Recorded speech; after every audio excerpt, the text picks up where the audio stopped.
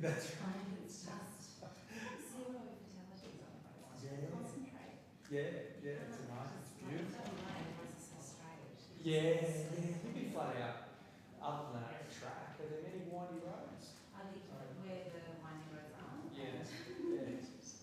South of the hills, that's rounding. Yeah. And then right down south. Yeah, we've got plenty around.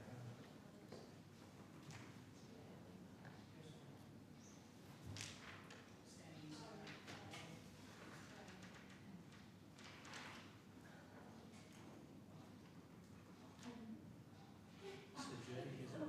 Up first. Yeah. He's coming across.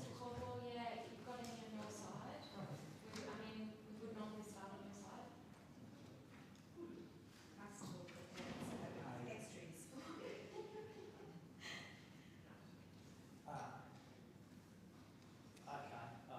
Right. We'll work out. Okay. They're on their way. If Tanya wants to go. Ms. Lawrence, would you be right to go first if needed, or would it be helpful?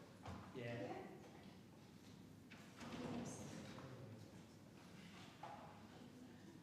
We can stop quite forward there, she's with us.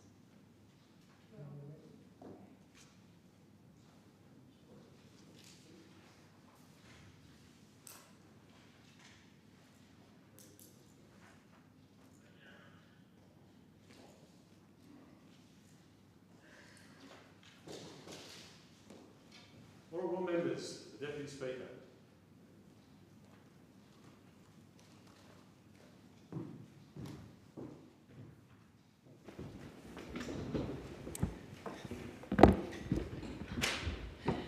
Are there any constituency statements by honourable members?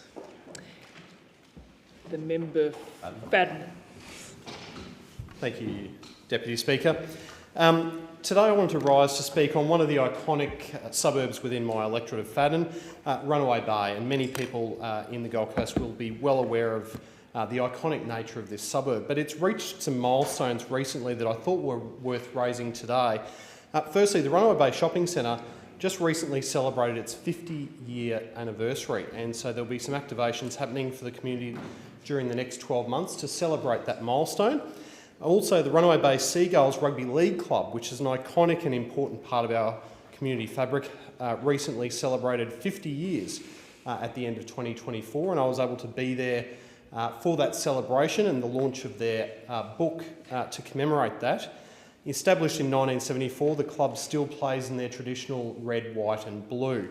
And just recently, the Runaway Bay Little Athletics Club celebrated 45 years, and I'd like to thank Renee and the team of volunteers that provide that club for up to 450 members. Secondly, today, Deputy Speaker, I wanted to raise and pay tribute to local AFL legend and Labrador Tiger Aaron Shattuck, or Shats as he is affectionately known, who was injured in an accident at his home in December last year. After 25 days in intensive care, Aaron was transferred to a ward to begin his long recovery. Aaron, of course, is a former Brisbane Lions player, but more importantly at a local level, he's been a Labrador Tiger since 2007 in a capacity as player, assistant and head coach, as well as committee member.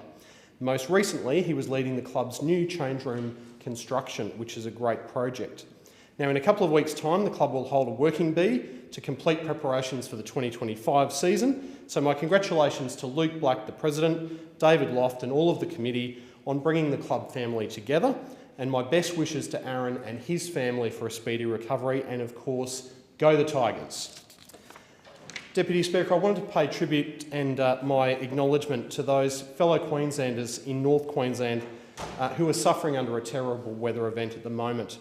When regional Queensland is in pain, all of us Queenslanders share that pain, with many of us having family, friends and a shared history with that part of Australia. Tragically, a woman also lost her life in Innisfail, which is one of the hardest hit areas.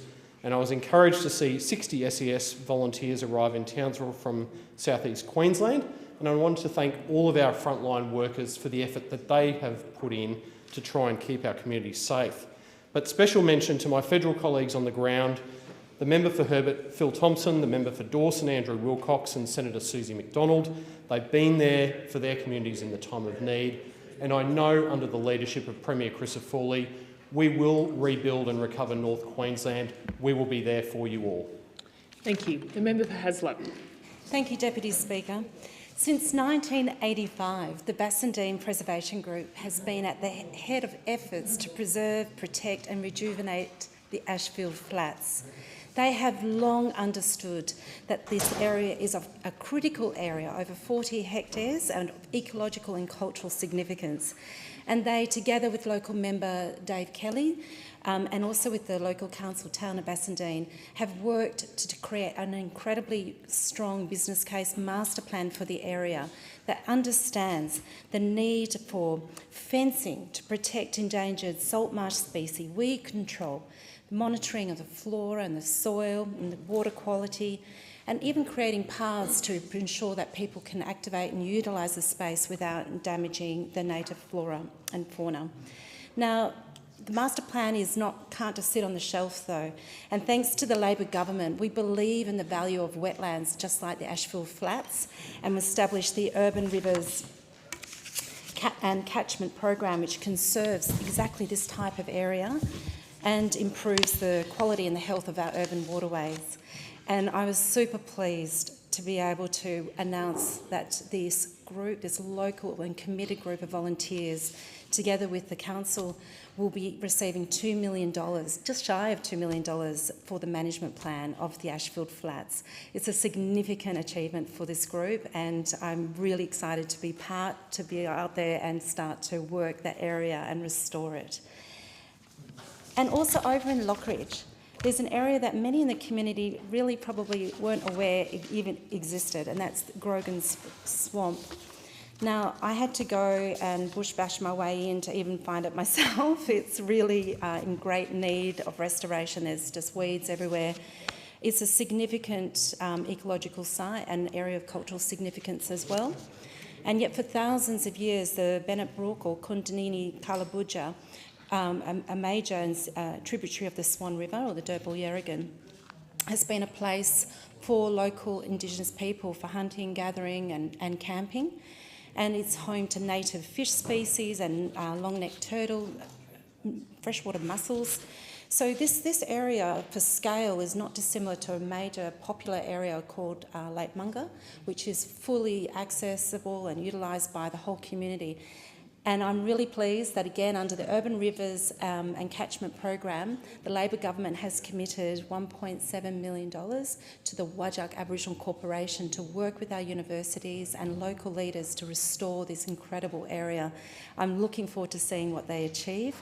The work is going to be significant, but it will create fabulous opportunities to incorporate both traditional land management practice together with modern science. Thank you. The member for Calare. Thank you, Deputy Speaker. Right around central western New South Wales, Australia Day celebrations were held with great pride. While I couldn't get to every Australia Day event in the Calare electorate, I attended celebrations in Oberon, Blaney, Bathurst and Portland before finishing the day in Yeovil. Across Calare, 3 extraordinary Australians were recognised with Medals of the Order of Australia. Our warmest congratulations to Millthorpe's John Mason OAM, Gulgong's Beryl Haley OAM, who at 98 years young is the oldest recipient in this year's General Division, and the family of the late Yvonne Tut Keegan OAM of Orange. They've made remarkable contributions to our communities and nation. I also wish to acknowledge and thank all of our local Australia Day Award winners and nominees. In Orange, Citizen of the Year went to the great Chris Colvin, Young Citizen of the Year to Annabelle Van Wyck, Orange Running Festival received Community Event of the Year, and Community Group of the Year is Blue Moto. Environmental Citizen of the Year is Neil Jones, and the Local Legend Award went to Marilyn Mendham. In Wellington, Citizen of the Year went to Peter Lewsome, Senior Citizen of the Year awarded to Marion Trounce. The Young Citizen of the Year is Mason Hill, and Young Sportsperson of the Year went to Maddie O'Brien. The Services to Sport Award went to Rod Pedron, and Community Event of the Year went to Wellington Amateur Theatrical Society for the last Noel. In Mudgee, well done to Citizen of the Year Carol Jones, Young Citizen of the Year Grace Pearce, Community Event of the Year Mudgee Lions Eye Health Program for Children, recipient of the Glenn Johnston Memorial Award for Music and Arts, Tyrrell Puxty, Sports Award recipient Chelsea Mottishead, and Volunteer Services Award recipient Lorraine Stewart, and also Wall of Reflections inductee David Lester. In Blaney, Citizen of the Year was awarded to Marie Farr, Young Citizen of the Year went to Sophie Bannerman, Sporting Achievement Awards went to Jim Jeffrey and Emma Gray, and Volunteer of the Year is Deirdre Malloy. Community Event of the Year went to Newbridge Winter Solstice, and Appreciation Award recipients were Kevin Radburn, Lyndall Harrison and Jan Dickey. In Bathurst, well done to Citizen of the Year Carla McDiarmid, Living Legends Garth Dean, Paul Hennessy, Nola Ryan and Carol Smith, Youth Arts Award winner Paris Masters, Community Event of the Year, Bathurst Gardeners Club Spring Spectacular, Destination Event 155th Royal Bathurst Show, Hall of Fame Event Panorama Punish, New Event of the Year Natural Capital Trees as an Alternative Crop Conference, Joe Ross Memorial Award recipient Bernadette Wood, and National Trust Award recipients the Bathurst Sisters of Mercy. In Manildra, Citizen of the Year went to David Press, Young Citizen of the Year is Claire Miller, and Community Group of the Year went to Manildra Swimming Club. Congratulations to all of our local Australia Day award winners and all of the nominees. While time doesn't permit me to mention all of them today, I will honour them in a further speech to this House. They all make an invaluable contribution to our region and nation, and we are very grateful to them all. Thank you. The member for Aston. Thank you, Deputy Speaker. It's a privilege to be back here in Canberra for the start of a new sitting year. Over the break, I've had a great pleasure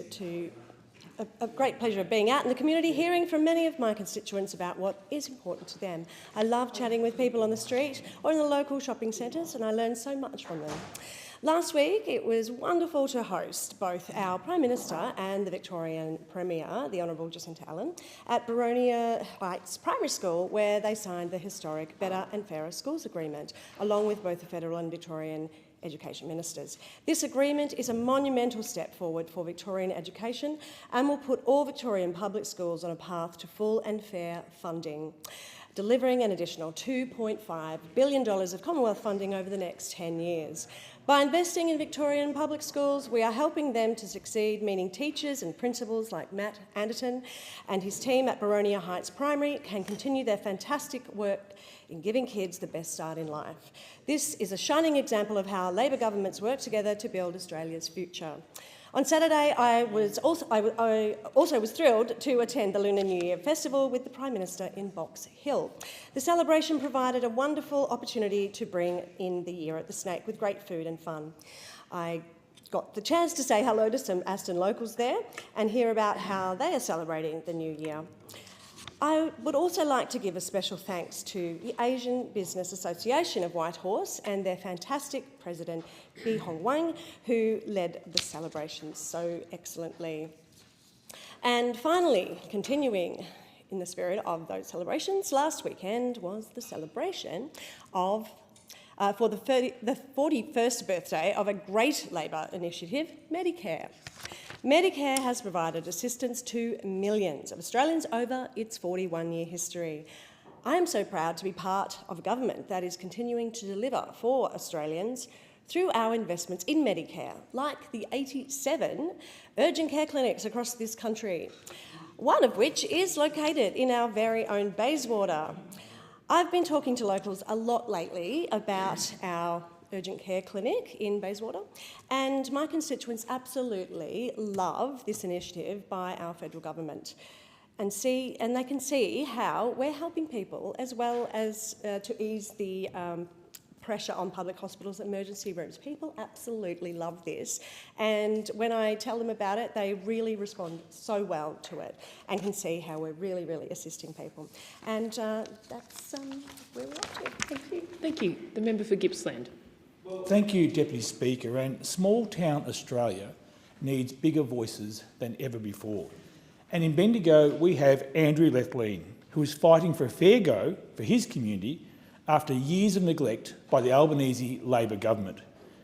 Andrew Lethlean is not a career politician. He's a small businessman who has worked hard and created jobs in his community. We have 100 days to make history in Bendigo by getting rid of a bad Labor government in its first term and electing a genuine local champion. Andrew Lethlean will bring common sense to Canberra. Andrew Lethlean has a passion, he has the experience, he has the determination to deliver for families in Bendigo, Castlemaine, Rochester, Kyneton and Heathcote. Andrew Lethlean will help to get Australia back on track. I'm backing Andrew Lethlean in Bendigo because you can trust him to stand up for his community on every issue. It's time for change in the seat of Bendigo. Deputy Speaker, I've met some amazing Australians during my time in Parliament, and one of them is Mia Davies, a true local champion from Western Australia. Mia Davies is an exceptional state member of Parliament and former leader of the Nationals in Western Australia who wants to come to Canberra and make a difference for her home state. Mia Davies has the experience, Mia Davies has the passion, Mia Davies has determination to deliver for her community in the new seat of Bullwinkle. What better than an intelligent and talented woman to be the first person to hold the seat named in honour of one of the greatest Australians of all time, Vivian Bullwinkle. Deputy Speaker, a vote for Mia Davies is a vote for common sense and giving Western Australia the strongest possible voice here in Canberra. Deputy Speaker, there's only one thing that regional Australians fear more than a second term of an Albanese Males government, and that is a first term of an Albanese Bant government, backed by the city-focused Teal Party. Regional Australians have every right to be worried about the prospect of Prime Minister Albanese doing a deal with the Greens and the Teal Party after the next election. The Labor, Greens, Teals trifecta would be a disaster for our families, our farmers, our miners, people who work in the timber industry and in our fisheries. It would be a disaster for small and family-owned businesses as well. Regional Australians are worse off under the Albanese government, and the next election is our chance to get our country back on track. The member for Shortland. Thank you, Deputy Speaker, and I'm pleased to provide an update on how the Albanese government is improving the health outcomes of people in my community. One of the biggest challenges people in my region face, which is linked to cost of living, is access to affordable health care. Labor was elected after almost a decade of cuts and neglect from Liberal governments, where the opposition leader was voted by Australian doctors themselves as the worst health minister in 40 years. When in government, the opposition leader froze Medicare rebates for 6 years, which reduced bulk billing rates, and he tried to cut $50 billion from hospital funding. He also tried to introduce a tax to see your GP and cut Medicare funding. The coalition slashed funding for the Hunter's much-loved and crucial GP access after hours service at Belmont and John Hunter hospitals, forcing more patients into already overstretched emergency departments. They also banned overseas trained doctors and Australian doctors who studied on a government scholarship from practising in Lake Macquarie and on the Central Coast. Now, all of this can't be fixed overnight, but the Albanese government has made important progress addressing the local health crisis over the last few years. We've restored $28 million in funding for GP access after hours, saving the service and cementing its future. We've reversed the ban preventing overseas trained and Commonwealth bonded doctors from practising in our area. More medical practitioners have registered to practice in the Australian health system over the last 2 years than at any time in the last decade, and the number of junior doctors choosing to go into general practice is growing. We've tripled the bulk billing incentive, which has stopped the free fall in our bulk billing rates.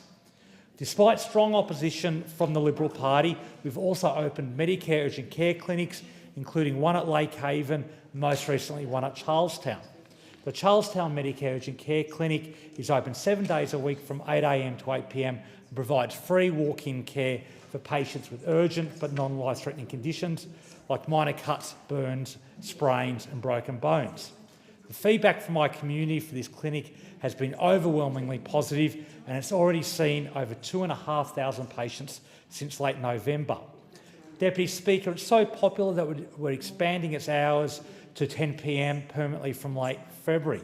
When it comes to affordable and accessible health care in the Hunter and Central Coast, I'm proud of the progress that has been made under the Albanese government. But this is all at threat if the Liberals are returned to power.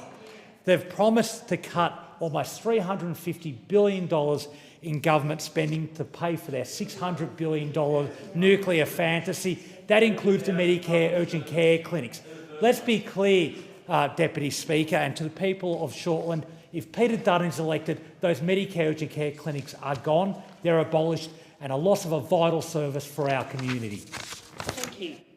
The member for Banks. Well, thank you, Deputy Speaker. Deputy Speaker, Milperra Lions Soccer Club was formed back in 1958, and during that time it has become an absolutely central part of the Milperra community. And it was great to meet down at the clubhouse recently with President Brad Tonks, with Billy Peters, Sean Barnes, Helen Lansley and Daniela Morrison, amongst others, and really talk about the aspirations of the club. A couple of important issues. One, Gordon Parker Reserve has major problems with drainage, where water pools on the field, it doesn't go away, and that needs to be fixed. And also providing waterproofing for the clubhouse itself. So a couple of really important issues that need to be addressed for Milperra Lions, and very determined to assist the club with those. And I thank the club for taking the time for those meetings. Deputy Speaker, Anne Farrer-Hill is an incredibly energetic CEO of Kingsgrove Community Aid Centre. She's been in the job for quite a while. She does a fantastic job. And right now there's a big issue at Kingsgrove Community Aid Centre where the bocce court for the Italian seniors group, which was put there recently by council, it basically doesn't work for the game because it is overgrown, it is not a smooth surface, and it makes it very difficult to play bocce, which is the whole purpose of the court being put there in the first place. So Georges River Council needs to actually step up and fix this. It's good that the council took action to put the bocce court there, but they now need to make sure it is actually playable, and council needs to step forward on that. Deputy Speaker, recently St Mark's Anglican Church in South Hurstville merged with Blakehurst Anglican Church, both very proud and long-standing religious communities in our electorate. It was good to speak recently with the Minister, Ross Ryan, to hear about his plans for the new merged church. St Mark's, which has always been in my electorate, has had a very active role in terms of the community groups that runs from the church, the Anzac Day service, which is run every year, and so many other services, the childcare centre, which is run from St Mark's, and so many other things that the church is involved in. So great to meet with Minister Ryan, and we look forward to seeing that merger continue in the future. Deputy Speaker, Cogra Historical Society meets at Carrs Park in a new part of my electorate, and it was great to recently meet with President Gil Wan and many other members of the society. There's an incredibly rich and proud history at Carrs Park, and the cottage has been preserved just as it was largely back in the 19th century. It was great to learn about that, to see all the artefacts at the museum, and to talk to those fantastic volunteers at the Cogra Historical Society. Thank you. The member for Richmond. Deputy Speaker, and look, I rise today to point out the risk that the opposition leader and the Liberals and Nationals pose to my electorate on the New South Wales North Coast, and indeed right throughout the nation. The fact is, if they are elected, people will be worse off. And Australians know that. People in my region know that and tell me that every day. Households will be approximately $7,200 worse off. That's the impact of their policies. Now, we know this. How do we know it, people might ask? We know it because they've opposed every single cost of living measure we have put forward, every single one of those. Now, people are doing it tough, and that's why we have those cost of living measures in place, but they're completely opposed to it. Well, we do know what they want to do. They want to spend $10 billion worth of taxpayers' money for bosses to have long lunches. They're fine with that, but not helping out Australians who are struggling. We do know there will be massive amounts of cuts, in fact $350 billion in cuts. And where will they be? They just won't tell us. Is it cuts to Medicare, cuts to age pensions, cuts to bulk billing, across the board? People just don't know, and they're quite terrified about the risk that they do in fact pose. But let's have a look at more detail at some of those cost of living measures that the Liberals and Nationals opposed. The tax cuts for every taxpayer. Now, in my area, that's 71,000 people who've benefited from that, and the average tax cut around $1,500, they opposed it. The $300 energy bill relief, they opposed it, and people needed to have that. Cheaper medicines, cheaper childcare, Liberals and Nationals opposed it. Fee-free TAFE, which has been a game changer for 5,000 people in my region, they opposed it. And they also opposed really important pay rises for aged care workers and childcare workers. We know they've opposed all those, and that's why we know people will be worse off under the Liberals and Nationals. That is, in fact, a fact. Let's have a look at the opposition leader's record when he was the health minister. It's a pretty shambolic record. He actually went ahead and froze Medicare rebates. Of course, he really wanted to have that GP tax in place as well. He cut $50 billion from public hospitals. And in fact, the opposition leader said there were too many free Medicare services. That's what the Liberals and Nationals think of Medicare. And after a decade of cuts and neglect, we've worked really, really hard to repair Medicare. Now, we know that all these cuts will be there, but we won't hear about any of them till after the election. They won't tell us, but we know there's $350 billion. There's a really clear choice at the next election, and that's a choice between building Australia's future with the Albanese Labor government or taking Australia backwards with the Liberals and Nationals. And the fact is, it's only a vote for Labor that can stop the opposition leader becoming Prime Minister, can stop the Liberals and Nationals getting into power, because they will take us backwards and people will be worse off. Thank you. The member for Cowper. Well, thank you, Deputy Speaker. Well, we've just endured an hour and a half of this hapless, hopeless Prime Minister and his merry bunch of men and women telling us how lucky we are to have suffered them for the past 3 years and how good Australia's had it and you've never been better off, and he's the only person for the job. Well, you're taking Australians as mugs. They're not silly. They know they're not better off. You know they're not better off. So let's talk about some facts over the past 3 years, particularly in the regions, and a few examples from my electorate of Cowper. Firstly, we had a 90-day review by Minister King that ended up being a 200-day review of infrastructure projects that ripped $23 billion, with a B, $23 billion out of infrastructure projects in the regions. Labor doesn't extend past the cities. They don't know what regions are. They don't know who regional people are, and they don't care about regional people or regional areas. Out of that $26 billion in my electorate, $5 million of that was going to go towards a veterans centre. Labor took that and put it into Richmond, which has half the number of veterans. I have 9,000 veterans in my electorate. They took it, completely political, and lobbed it straight into Richmond. I am happy for the veterans in Richmond. You deserve a centre. But let's be real. Let's put this above politics. The second thing they did was take away $17 million from Southern Cross University for stage 2 of the health campus. They want jobs, yet they take away funding for education in the regions. And not just education, but in health, where you can't get appointments with a physiotherapist for weeks, where you can't get an occupational therapist, where you can't get a speech therapist, and what do? They take it away. Then there's the $5 million for Wrights Road, and if you live in Port Macquarie, you know how bad Wrights Road congestion is. I get people emailing me telling me I have sold my house because I can't live there anymore. $5 million for the feasibility study. Labor doesn't care about you. Labor doesn't care about the regions. Get rid of them at the next election. The member for Holt. Thank you, Deputy Speaker. 77 years ago today, the country of my birth, Sri Lanka, gained its independence from Britain. It was a moment of great pride for Sri Lankans, marking the end of more than 4 centuries of colonisation by European powers. First the Portuguese, then the Dutch, and finally, the British. For many, independence was the start of a new chapter filled with hope and ambition. Like any nation, Sri Lanka has faced challenges along the way, but one thing that has remained constant is its deep and enduring friendship with Australia.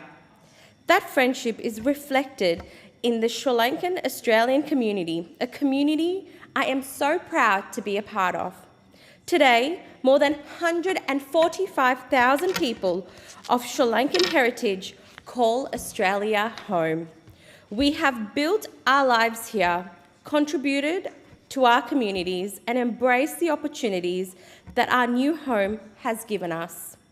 As Chair of the Parliamentary Friends of Sri Lanka, I am committed to fostering even a stronger ties between our two nations.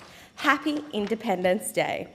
Deputy Speaker, I'm honoured to stand here as the first Sri Lankan-born member of the Federal Parliament, but I am not the first Sri Lankan-born member of any lower house in Australia. That was Jude Pereira, who was elected as the member for Cranbourne in 2022. 6 months ago, we lost Jude, and I want to reflect on his legacy. For 16 years, Jude dedicated himself to representing the people of Cranbourne in the Victorian Parliament.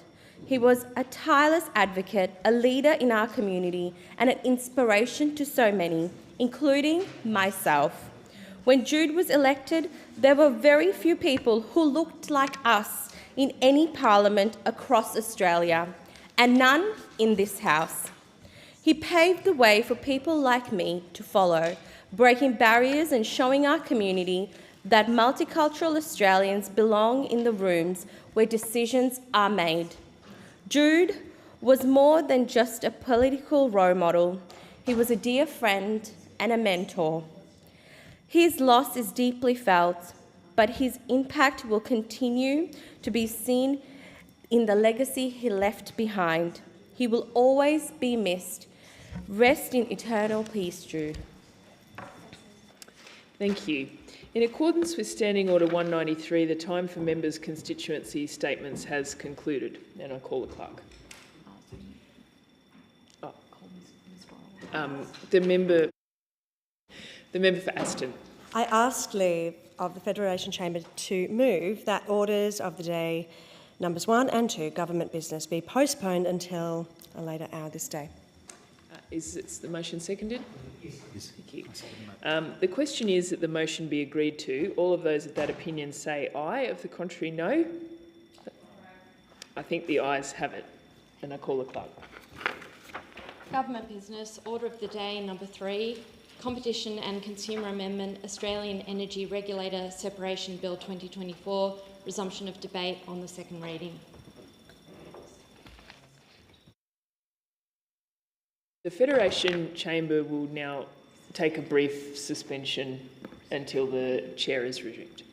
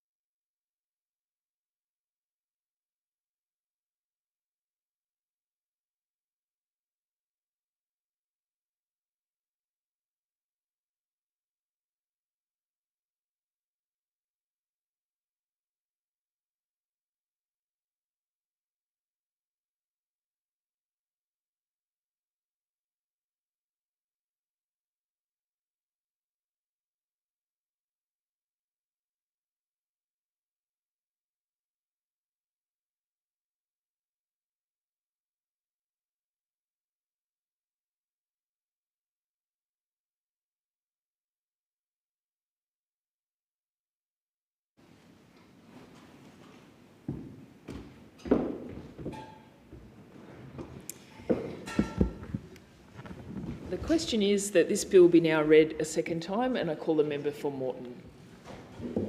Thank you, Deputy Speaker, and Happy New Year to you. And I rise in support of the Competition and Consumer Amendment Australian Energy Regulator Separation Bill 2024. This bill resolves some long-standing issues with the current governance arrangements for energy regulation in Australia. It responds to the needs of the rapidly changing Australian energy market and also positions the sector for the future. The Australian Energy Regulator, or AER, has been in operation for nearly 20 years. It is one of the three major market bodies that oversee national electricity and gas markets in Australia. The Australian Energy Market Commission develops the rules for market operation. The Australian Energy Market Operator controls the day-to-day operations of those markets. And the AER has the role of monitoring compliance with the regulations and performance.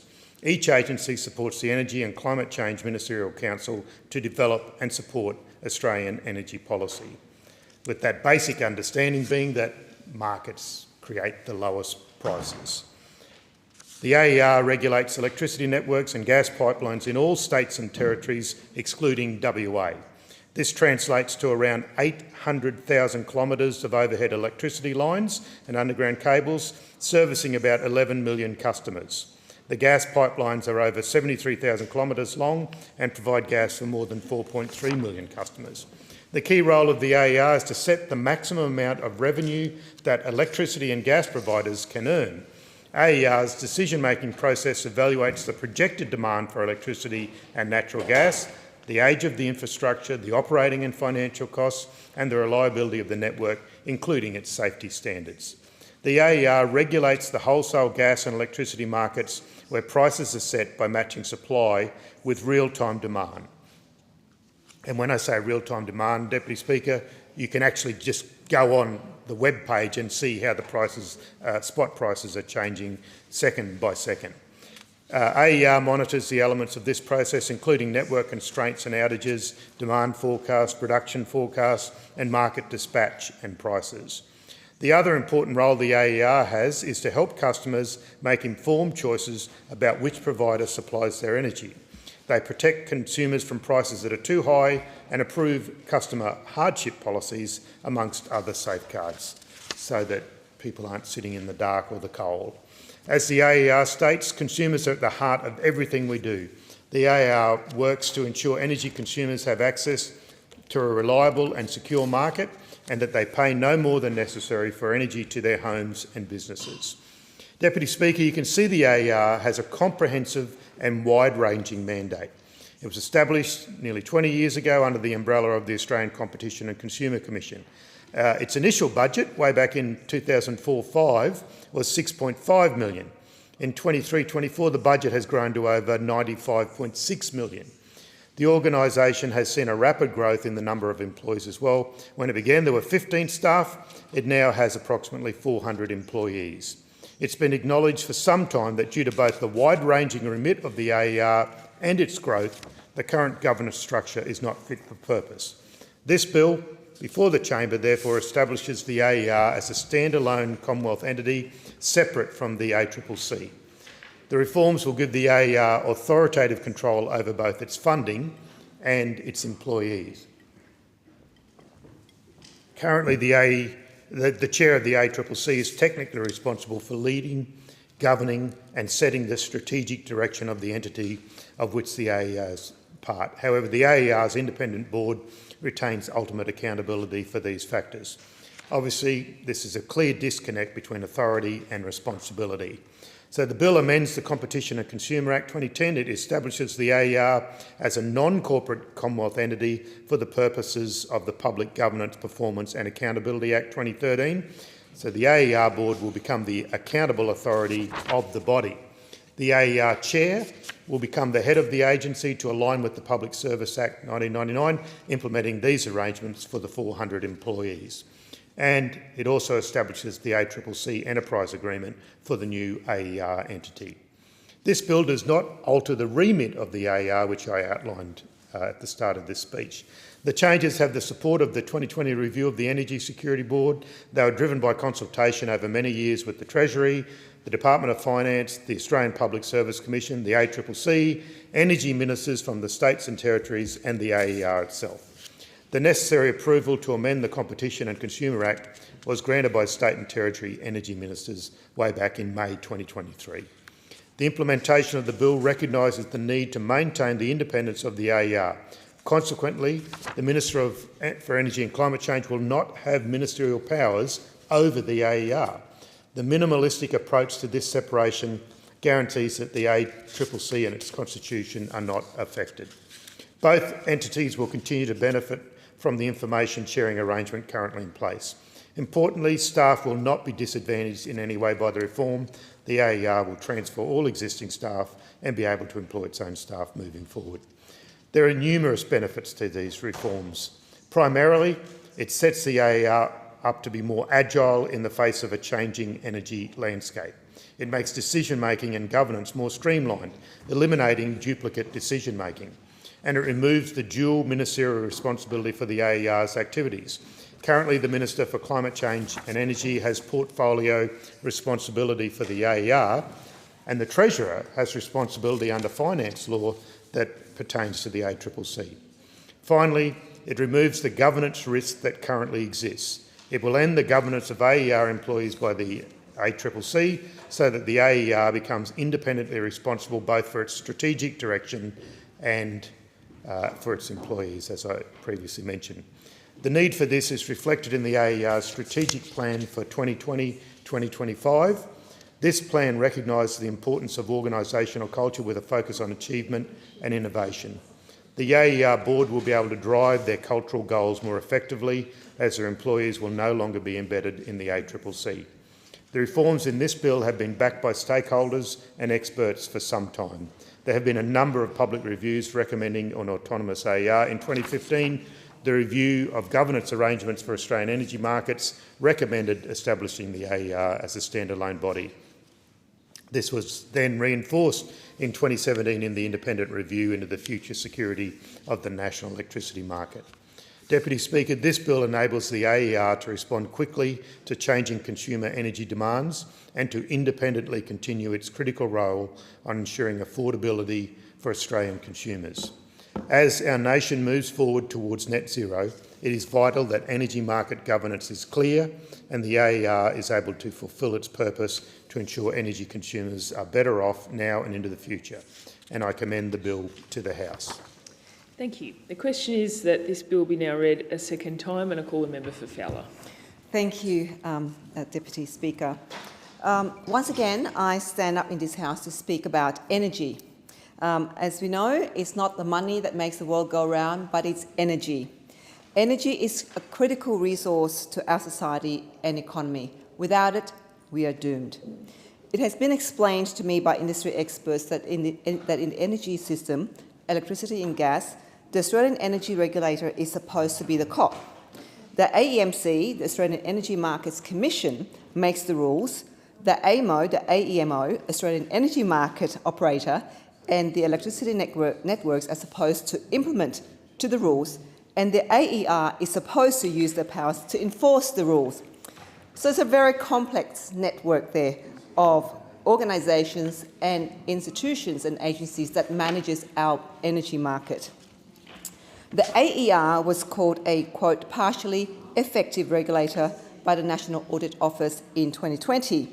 In particular, the ANAO determined that performance reporting arrangements have not enabled the AER to demonstrate it is meeting its purposes, such as promoting the efficient operation of energy services for the long-term interests of the energy consumers with respect to price, quality, reliability and security.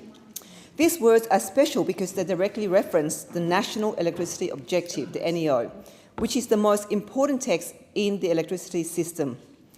The National Energy Objective is meant to guide all regulation. The AER is supposed to make decisions and take action to make the NEO happen. They don't for lots of reasons. The enforcer of the rules has not been enforcing the rules, and so the NEO isn't being delivered. And so prices keep going up more than they should. Maybe one of those reasons is that they are under-resourced. They have said that to many people for a long time. So maybe this extra resourcing fixes that. Maybe it depends on the AER to do this, depends on what the AER do with this money, this extra money. The AER will be given 100 million from 6 million and an increase of staffing number from 15 to 400 employees. That's a lot of money and a lot of people. So, what is the plan to be a better enforcer of rules and promoter of the national energy objective? Does the plan pass the sniff test? Will the government explain why they think an increase in funding and staffing can help lower electricity prices? Will the plan work? Who is keeping them accountable for the implementation of the plan? How is the effectiveness being measured? When will we see results? In particular, how are they going to make AMO, the networks and the big retailers, Origin, AGL and Energy Australia, better deliver the national energy objective? This is where the big money is going, every dollar of it from consumers. Politically, the networks are ascendant right now. The industry organisation, the Energy Networks Association, have lobbied the government very hard and are getting away with more and more consumer dollars. Firstly, through government policy, Rewiring the Nation, community batteries, ring-fence waivers and the current AER consideration of gifting the DNSP's money to install their behind-the-meter batteries, happy to present information, and also through their regulated return processes. AMO is also running amok, with their budget ballooning from $310 million pre-COVID to $740 million now, more than 2 times. Crazy. Regulation is a matter of utmost importance to the people of Fowler and all Australians due to its impact on efficient energy markets and the urgent need to tackle rising energy costs. This issue cuts across every household and business in our country, and the current chaotic system demands immediate action. As the Minister stated, the intention of this bill is to amend the Competition and Consumer Act 2010 to separate the Australian Energy Regulator from the Australian Competition and Consumer Commission and establish it as a non-corporate Commonwealth entity with operational control over its staff, resources and governance arrangements. Deputy Speaker, right now, energy pricing feels like a lottery. On Monday, the spot price might be low.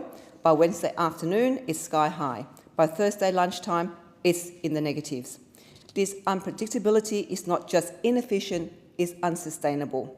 How can families and small businesses budget? And how can manufacturers plan when our energy market operates in such chaos? The lack of stability is costing Australians dearly. The government has so far announced $50 billion to get clean energy technologies into the market. But for the most part, they can't get it out the door. So, you know, we can ignore, there are all of these announcements, big headline announcements that the government has made, and this ignores whatever portion of the $230 billion future fund will go into renewables. So I'm sure I'm missing other funding announcements as well. So why not prioritise giving to consumers, houses and small businesses to adopt, host, trial, etc., new clean energy technology? Everyone wants lower bills. They are struggling at this very moment. As we speak, people are telling me that the energy bills have increased dramatically. Not only that, insurance bills, rent bills, grocery bills. Everybody is telling me that, especially in Fowler. I don't know about the other electorates, but certainly in Fowler and Western Sydney. And so we need to get things right. The nice thing about clean energy technology is that the stuff that is proven to work, solar batteries, cars, heat pumps, can be spread out. And also it makes coal and gas mines less profitable and hence less likely to proceed. Since my election, I have repeatedly asked the government what it plans to do to bring down electricity prices and create certainty for consumers. I asked the government in August last year what fundamental changes it would make to the energy pricing mechanism and the broken electricity market. I'm glad to see that they have now announced an energy expert to study the situation and recommend reforms, but we need actions now. I hope that in setting this independent body up, that working Australians will see their energy prices decrease. Thank you, Deputy Speaker. Thank you. The member for Aston. I move that the debate be adjourned and the resumption of the debate made, an order of the day for a later hour this day, the next sitting. The question is that the debate be adjourned. All in favour say aye. Against no. I believe the ayes have it. The Federation Chamber will now take a short suspension.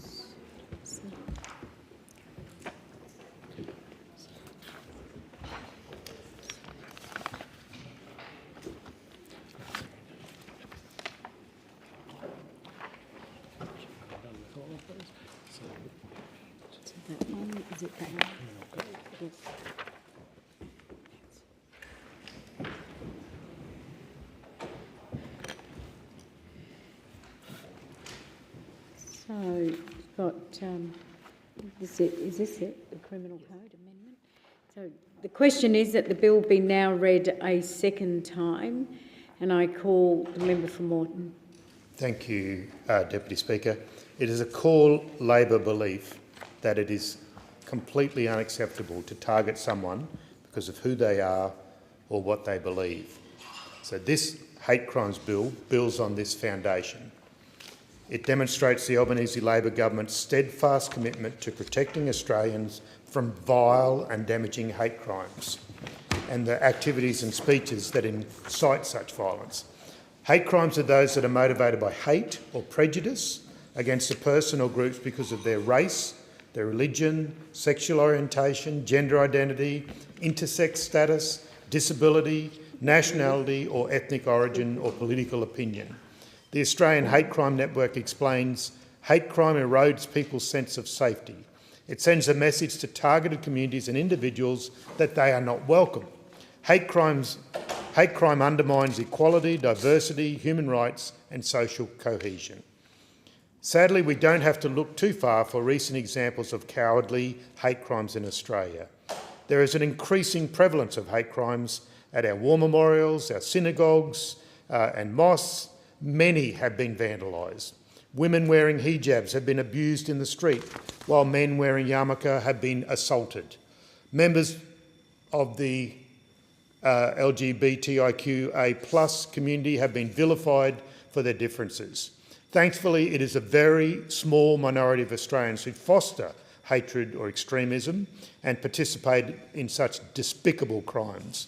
The vast majority of us both believe in and celebrate our modern, multicultural and multi-faith society. However, we must continue to stand firm against those elements that seek to create and exploit divisions in our communities. We must continue to combat the rise of extremist viewpoints which can lead to hate crimes. This Criminal Code Amendment, or Hate Crimes Bill, does just that by strengthening existing offences and creating new criminal offences. It sets out in black and white that inciting violence is a crime and that it will lead to serious criminal penalties. The new offences will carry a maximum penalty of 5 years imprisonment. A higher maximum penalty of 7 years in jail is applied when the threat to use force or violence, if acted upon, would directly threaten the operation of the Commonwealth Government or peace and order. The strengthened existing offences in this bill refer to sections 80.2a and 80.2b of the Criminal Code, which concern the urging of the use of force. The current requirement for an offence is that the person urging violence must intend for violence to occur. This reform makes an offence if the person is reckless about whether violence will result from their activities. Section 80.3 includes the provision to apply the defence of good faith to this offence. This bill removes that defence. Inciting violence can never be done in good faith. I repeat that, Deputy Speaker. Inciting violence can never be done in good faith. It also extends the list of protected attributes. The list I gave earlier of the potential targets of hate crimes. This bill extends the protection to people who may be targeted for their disability, for sex, sexual orientation, gender identity or intersex status. The bill further strengthens the response to the public display of prohibited hate symbols and corrects a gap in the legislation. The provisions make it a crime to publicly display or make the Nazi gesture to all persons and groups distinguished by sexual orientation, gender identity or intersex status. This adds to those who are currently protected due to being distinguished by race, colour, sex, language, religion, political opinion or national origin. This amendment reflects the power of these hate symbols to offend and intimidate, insult and humiliate. It also matches existing civil protections in the Sex Discrimination Act and meets Australia's international human rights requirements. As well as strengthening the criminal code, the bill creates a new criminal offence for threatening the use of force or violence against a person or group that is distinguished by their race, religion, nationality, sex, sexual orientation, gender identity, intersex status, disability, national or ethnic origin, or political opinion. This includes a direct threat from one person to another. This bill is not intended to criminalise public debate or stymie free speech. Deputy Speaker, free speech is a foundation belief and a vital part of being a democracy. We all need to feel seen and heard about the issues that matter to us. Sometimes those views may be unpleasant and contrary to our own beliefs, but shutting free speech down is not what this bill is about. This bill focuses firmly on dangerous and hateful speech and actions that step further and become threatening or urging or inciting violence against a person or a group or wider society. This legislation is crucial to protect the Australian community from violence and discrimination and hatred. And by community, I mean, of course, our vibrant and diverse multicultural society, that modern Australia that we all know and love. As the member for Moreton for the past 18 years, I've seen how successful a multicultural community can be.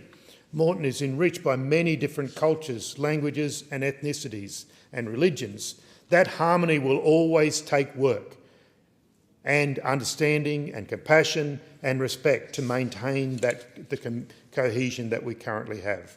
Social cohesion faces challenges from a variety of sources. We've seen how conflicts overseas adversely impact communities here in Australia. Both anti-Semitism and Islamophobia and the targeting of our First Nations people. Sadly, all three of those are on the rise. So this legislation comes at a crucial time, a time when our community leaders and indeed all Australians must demonstrate their commitment to tolerance for all people and groups in our community. We must continue to engage with each other and we must continue to uphold our values of respect and inclusion. The Attorney-General said something similar, and I quote Attorney-General Dreyfus, "Tolerance lies at the heart of our Australian multiculturalism. It is a vital democratic value. Tolerance of different cultural and religious values and political positions produces inclusiveness and not division. It enables harmonious communities and peaceful political debate." So I commend my good friend the Attorney-General and his team on the extensive consultation they took regarding this vital change to the criminal code. Stakeholder consultation included religious groups, disability advocates, gender equality and LGBTQIA+ groups, ethnic communities and media representatives, to name just a few. Consultation also included the states and territories, the justice departments and the police forces. And given the gravity of the subject matter, Commonwealth agencies such as the AFP, ASIO, the Director of Public Prosecutions and the Office of the E-Safety Commissioner were all consulted. The measures in this bill will directly support law enforcement agencies in time-critical management of hate crime threats. It will enhance their ability to intervene before an act of violence has occurred and better support them to disrupt and investigate such threats. Deputy Speaker, all this adds up to increased protection for Australians. This bill, this hate crime legislation, builds upon the landmark steps already taken by this Labor government to protect Australians from hate symbols and salutes. And I'll just touch on some of the things that the Albanese government does, including Nazi symbols and those of terrorist organisations. When that legislation was introduced, I said hate symbols were being used as beacons to influence and to spread hate. This bill ensures that those who use that foundation of hatred to threaten violence will face serious criminal consequences. As the Attorney-General said, how we protect minority groups, how we treat those that are different to ourselves is a measure of our society and a measure of our humanity. I'm proud that the Labor government's record in shutting down hate crime and hateful symbols is now being made public. This bill makes it clear to all Australians that threatening violence against individuals with protected attributes is now a serious crime. It also makes it clear that there is no place here for people seeking to divide the Australian community with threats of violence based on who you are or what they believe. Labor will always protect all Australians and ensure that they can live freely and without fear. and I commend the bill to the House. The question is that this bill now be read at a second time, and I call the member for Barara. Thank you, Deputy Speaker. It's an honour to follow my friend, the member for Moreton, on this bill. This is a bill that the opposition is supporting, and it provides me with an opportunity just in commencing to acknowledge the member for Moreton's service and our very great friendship, despite our disagreements on some quite fundamental things over the years. The member for Moreton is a very fine man, and I hope that he has a wonderful retirement with his family, and I look forward to the next instalment of his writings and so on. But I've very much enjoyed the opportunity to serve with him. Deputy Speaker, I wanted to provide a bit of context for why this bill is important at this particular time. This week I did something extraordinary that I've never done before, and it indicates where we are as a society. I sent an open letter to the Jewish students of Australia as they returned to school, and I did that because the level of hate against Jewish Australians is something that we've never experienced in this country before, and it is a sad feature of this country, and the public discussion about these things, I think, would have had a particular effect on the school students, the Jewish school students of Australia. And so I wrote to them that, you know, often you would be returning to school and perhaps feeling a bit anxious and nervous and excited as you would at the beginning of any school year. But this year, because of the discussion your parents may have been having at home, the things you've seen on television, some of the things if you're at a Jewish school that you've seen, like increased security presences, may make you feel extra anxious. And if a child is not at a Jewish school, they may be feeling well accepted and supported, and others will be feeling alone and isolated. I wanted to tell them, importantly, that it's going to be okay, and that people in positions of leadership like I am are working hard to make sure that they're safe and make sure that the community is protected. Importantly, I said to them, at this time when there's increasing hate, you can't let the haters win. This is an important time to stand proud, to remember the beauty of the Jewish tradition, and importantly, never to be a bystander. If there are bullies or bad people, stand up against them, and if things get tough, remember they're not alone. Their parents, their teachers, their grandparents, even great-grandparents are people that they can lean on. And I concluded with these important words. I said, you're precious to your family, you're precious to our community, you're precious to our country. We're counting on you to play your part. Do your best, have fun, be proud of who you are. I wish you a year of great learning, wonderful friendships and countless opportunities. Australia needs you, and I know you'll make us proud. Go well. The fact that any student in Australia today is going back to school in an atmosphere where there are lots of hate symbols in our community and lots of attacks on their schools underscores, in my view, the need for this bill. This is a bill that, once passed, can touch on some of the most fundamental principles that our society stands for: the protection of individual freedoms, the promotion of social cohesion, and the responsibility of government to provide the necessary boundaries that safeguard our community from harm. Hate speech, hate crimes, acts of violence motivated by prejudice are abhorrent. They strike at the very heart of our shared values of respect, of dignity, and of equality. They divide our communities. They foster fear and undermine the very fabric of our multicultural society. As a nation, we must be united against hatred of any form. This bill seeks to strengthen our legal framework to address these challenges, proposing to expand the definition of hate crimes and increase penalties for offences motivated by hatred, and introduce new provisions to better protect vulnerable communities. These are very fine and laudable objectives. And while I welcome the government bringing this bill forward, coming in the last sitting fortnight, it does epitomise, sadly, this government's failure to prevent the spread of anti-Semitism in our country and to treat this very serious issue with the priority it deserves. Since October 7, 2023, the Jewish community has been repeatedly attacked. Homes, cars, family businesses, synagogues, childcare centres have all been attacked. And whether these incidents are the graffitiing of someone's property, the firebombing of a childcare centre, an arson attack on a synagogue, the community look to their leaders for support, and they look to the federal government and the Prime Minister. And sadly, every time the Jewish community has looked to this Prime Minister and his government for leadership, there has been a void. For months, we've had the Prime Minister and his ministers failing to acknowledge anti-Semitism without mentioning Islamophobia in the same breath to offset the other. Just as the Teals can't mention anti-Semitism without mentioning hatred against LGBTI Australians. As if standing up to acknowledge Jewish Australians' experience of anti-Semitism would somehow diminish the experience of Muslim Australians or LGBTI Australians. Hatred against Muslim Australians or LGBTI Australians is bad and it needs to be called out.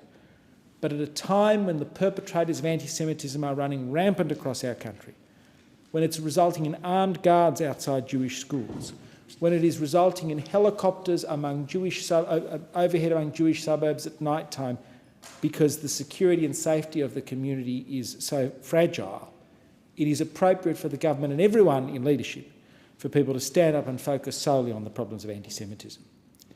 Instead, unfortunately, this government has failed to support the Jewish community adequately. Small family-owned businesses have been defaced with anti-Semitic slurs. Cars have been torched. A preschool was firebombed in Maroubra, and of course the dreadful firebombing of the Adass Israel Synagogue in Melbourne. Anti-Semitic displays have been left unprosecuted. Universities were permitted to be used as encampments that served as a hotbed of anti-Semitic action and weekly protests with clear anti-Semitic sentiment. These have just been allowed to carry on. And just last week, it came to light that a possible terror attack was diverted, and we should all be thankful that it was averted, with a caravan of explosives found in Dural, in my electorate of Barara. The need for stronger protections against hate crimes could not be clearer. What Australians are seeing today is an increasing indifference to the current penalties that apply to people who commit these abhorrent crimes. And we saw this in protests that occurred last year. People just thumbing their nose at the law. Criminals currently have a level of confidence that they can commit these acts without any serious repercussions. While the government was floundering domestically, we've also seen them abandon Israel on the international stage, further fuelling acts of anti-Semitism at home. In the wake of October 7, the instinct of this Labor government was not to stand with Israel, which had been the target of this horrific atrocity, but it was to call on Israel to exercise restraint. This was followed by a series of votes in the UN, which Australia, under the leadership of this Prime Minister, reversed what's been the long-standing bipartisan position on the State of Israel. The Albanese Labor government's soft, slow and contradictory response since October 7 worryingly let anti-Semitic sentiment fester in our community. It appears that this bill at least seeks to resolve some of the government's failures. This bill is an attempt to try and bring these matters on, albeit not as urgently as we in the coalition would have liked. The bill looks to modify existing offences, particularly under Division 80 of the Criminal Code. The existing provisions already make it an offence to urge violence on an individual or group on the basis of race or religion. And for months, the coalition has been calling on the government to take action and prosecute those caught sprouting anti-Semitic sentiments under this division of the Criminal Code. With the continued rise of anti-Semitism in Australia, we're at the point where we can no longer wait to test existing laws. We need these provisions to make it easier to prosecute people who try to spread hate in our community. In a sentence, that's what this bill is actually about. The changes will lower the threshold for prosecution for those who urge violence on individuals or groups and ensures that criminals can be held responsible for their actions. The bill also provides amendments so that instead of intending that the violence occurs, it only needs to be proved that the person was reckless as to whether the violence would occur. This bill removes the good faith defence for those urging violence because we, like the government, believe no one can urge violence in good faith. The current good faith defence provides redundant protections, and we think it is right that those protections should be removed. It's also important to note that this bill was first introduced in the last sitting week of September 2024. At that time, the Coalition was ready to debate this bill and to work to secure its passage and provide the additional security and safeguards that our community so desperately needed.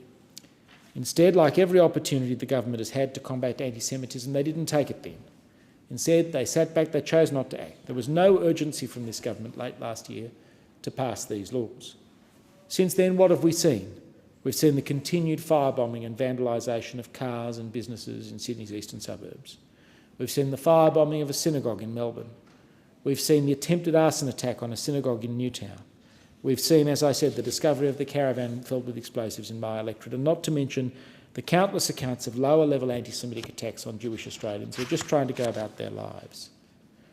The Coalition is taking a constructive approach to this bill, but we believe that while we support the bill, it can go further, and the Shadow Attorney, the Shadow Minister for Home Affairs, the Leader of the Opposition have all foreshadowed that we would be making some amendments to this bill. We want to make it a hate crime to urge violence towards a place of worship, punishable by 5 years or 7 years in the case of an aggravated offence. Perpetrators that engage in behaviour that incite fear need to be caught, and they deserve to face the full brunt of the law. And this is particularly so, we believe, when people are attacking a place of worship, a place of communal gathering, a place that is sacred to people. And it doesn't matter if we're talking about a synagogue, a mosque, a church, a temple, a gurdwara, a mandir. All places deserve protection, and all places would get that protection, that specific protection, under the enhanced amendments that are proposed by the Coalition here. We sincerely hope that the government will support the amendments that we've put forward, which have been put forward in good faith. The evidence is clear that those amendments are needed. This legislation alone, of course, is not enough to combat the attacks that the Jewish community is now facing. For some time now, the opposition's been calling on the government to introduce additional measures through a multifaceted, multi-agency approach. We are still waiting for this to occur. It was the beginning of January, following the arson attempt at the Newtown Synagogue and the graffiti that had occurred at the Aloha Synagogue a few days beforehand, that I called for the urgent convening of National Cabinet to see the state and territory leaders and the federal government come together to ensure that a series of laws could be drafted to ensure there was a complete stop to the escalation of these incidents. My leader, Peter Dutton, the opposition leader, had been calling for National Cabinet for more than a year. What we saw out of National Cabinet was disappointing. We know, because he posted it on his social media account, that the acting Tasmanian Premier, Guy Barnett, took stronger measures, tougher laws, harder penalties, including mandatory minimum sentences, to that National Cabinet meeting. But instead of that being the outcome of the National Cabinet meeting, all that came out of it was a database which in some respects mirrors the database that has been collected by the Jewish community for decades now. It was a very disappointing occasion. As with all Australians, the Jewish community deserves to go about their daily lives free of fear and discrimination, and I'll continue to advocate in this Parliament and elsewhere to see that occur. The fight against anti-Semitism and hate speech is not just a Jewish issue, it's an Australian issue. What has occurred, particularly in recent weeks, has been a test of our values. It's been a test of our commitment to diversity and a test of our resolve to stand up for what's right. The Jewish community has done what it's always done. It's shown remarkable resilience in the face of adversity. But they shouldn't have to battle this alone. It's the responsibility of all Australians to stand with the Jewish community, to speak out against this hatred, as we speak out against hatred when we see it directed against other communities in our country. We must work together to build a society where everyone can live free from fear, in one of President Roosevelt's famous 4 freedoms. While I support the Criminal Code Amendment Hate Crimes Bill 2024 as an important step in the fight against hate, including anti-Semitism, I will continue to call on the government to complement this legislation with a much more comprehensive strategy to address the root causes of hatred and anti-Semitism that we're seeing. Those items include the items that have been put forward by the Shadow Minister for Home Affairs and the Leader of the Opposition, including tougher penalties, including mandatory minimum sentences for the commission of these hate crimes and the commission of terrorist offences. I know the usual arguments about mandatory sentencing and mandatory minimums. They usually apply when you're talking about people engaging in small crimes like shoplifting, but these are some of the worst crimes. They are terrorism, they're crimes motivated by hate. We cannot have a situation in this country where people are committing these crimes and they're not doing jail time. There is no deterrent set. If it deters even one person, it will have been worthwhile. I also support, and I'll also continue to encourage the government to bring forward not just the AFP and Operation Avalite, but the suite of federal intelligence, security and law enforcement agencies working with state government agencies to provide the most coordinated approach to dealing with these matters. And of course, as we've seen, because the hatred on our campuses is continuing, as we saw at the Queensland University of Technology in recent weeks, and as we've seen through some of the appalling performances of Vice-Chancellors before parliamentary committees in this place, the need for a judicial inquiry into anti-Semitism on campus. It was necessary last year, it remains necessary this year, and we will continue to pursue it. So I hope the government will support our amendments to this legislation. I hope they will come on board and support some of those other measures. In this legislation, the Parliament needs to stand together to send a clear message to those spreading hate and violence in our country that has no place in Australia. The question is that this bill now read a second time, and I call the member for Wills. Thank you, Deputy Speaker. I rise in strong support of the government's amendments to the Crimes Legislation Amendment Hate Crimes Bill. Now, we are a nation, I think we can agree across the aisle here and across partisanship, that values, a nation that values diversity, inclusivity, respect. And one thing I've learnt as Special Envoy of Social Cohesion, that it's not that complicated. It simply comes down to, when you want to ensure a harmonious society, that when people have differences, when they have disagreements, sometimes vehement disagreement, if they can navigate that difference peacefully and respectfully, it adds to the harmony in our society, it adds to the cohesion. It doesn't mean that we will never disagree, we'll never have difference. It means that we have the skill, the ability to engage with each other in that peaceful, respectful way and not let it cross over into hate speech or violence. And so how we interact with each other as individuals, as members of organisations, as groups, communities, is of critical importance. It's about how we do so in a way that, despite what may be those very deeply held disagreements, that interaction occurs, as I said, peacefully and respectfully. Where it becomes a threat to our cohesion, our harmony as a multi-ethnic, multi-faith, pluralistic society, is when it flips into, it crosses over into hate speech, vilification of others based on their identity, violence and conflict to express views rather than being able to navigate that in a peaceful way. And I suppose, Deputy Speaker, we're obviously debating an amendment to a law that seeks to sanction some of this hate speech, deals with the problem, obviously, that is occurring and has been occurring.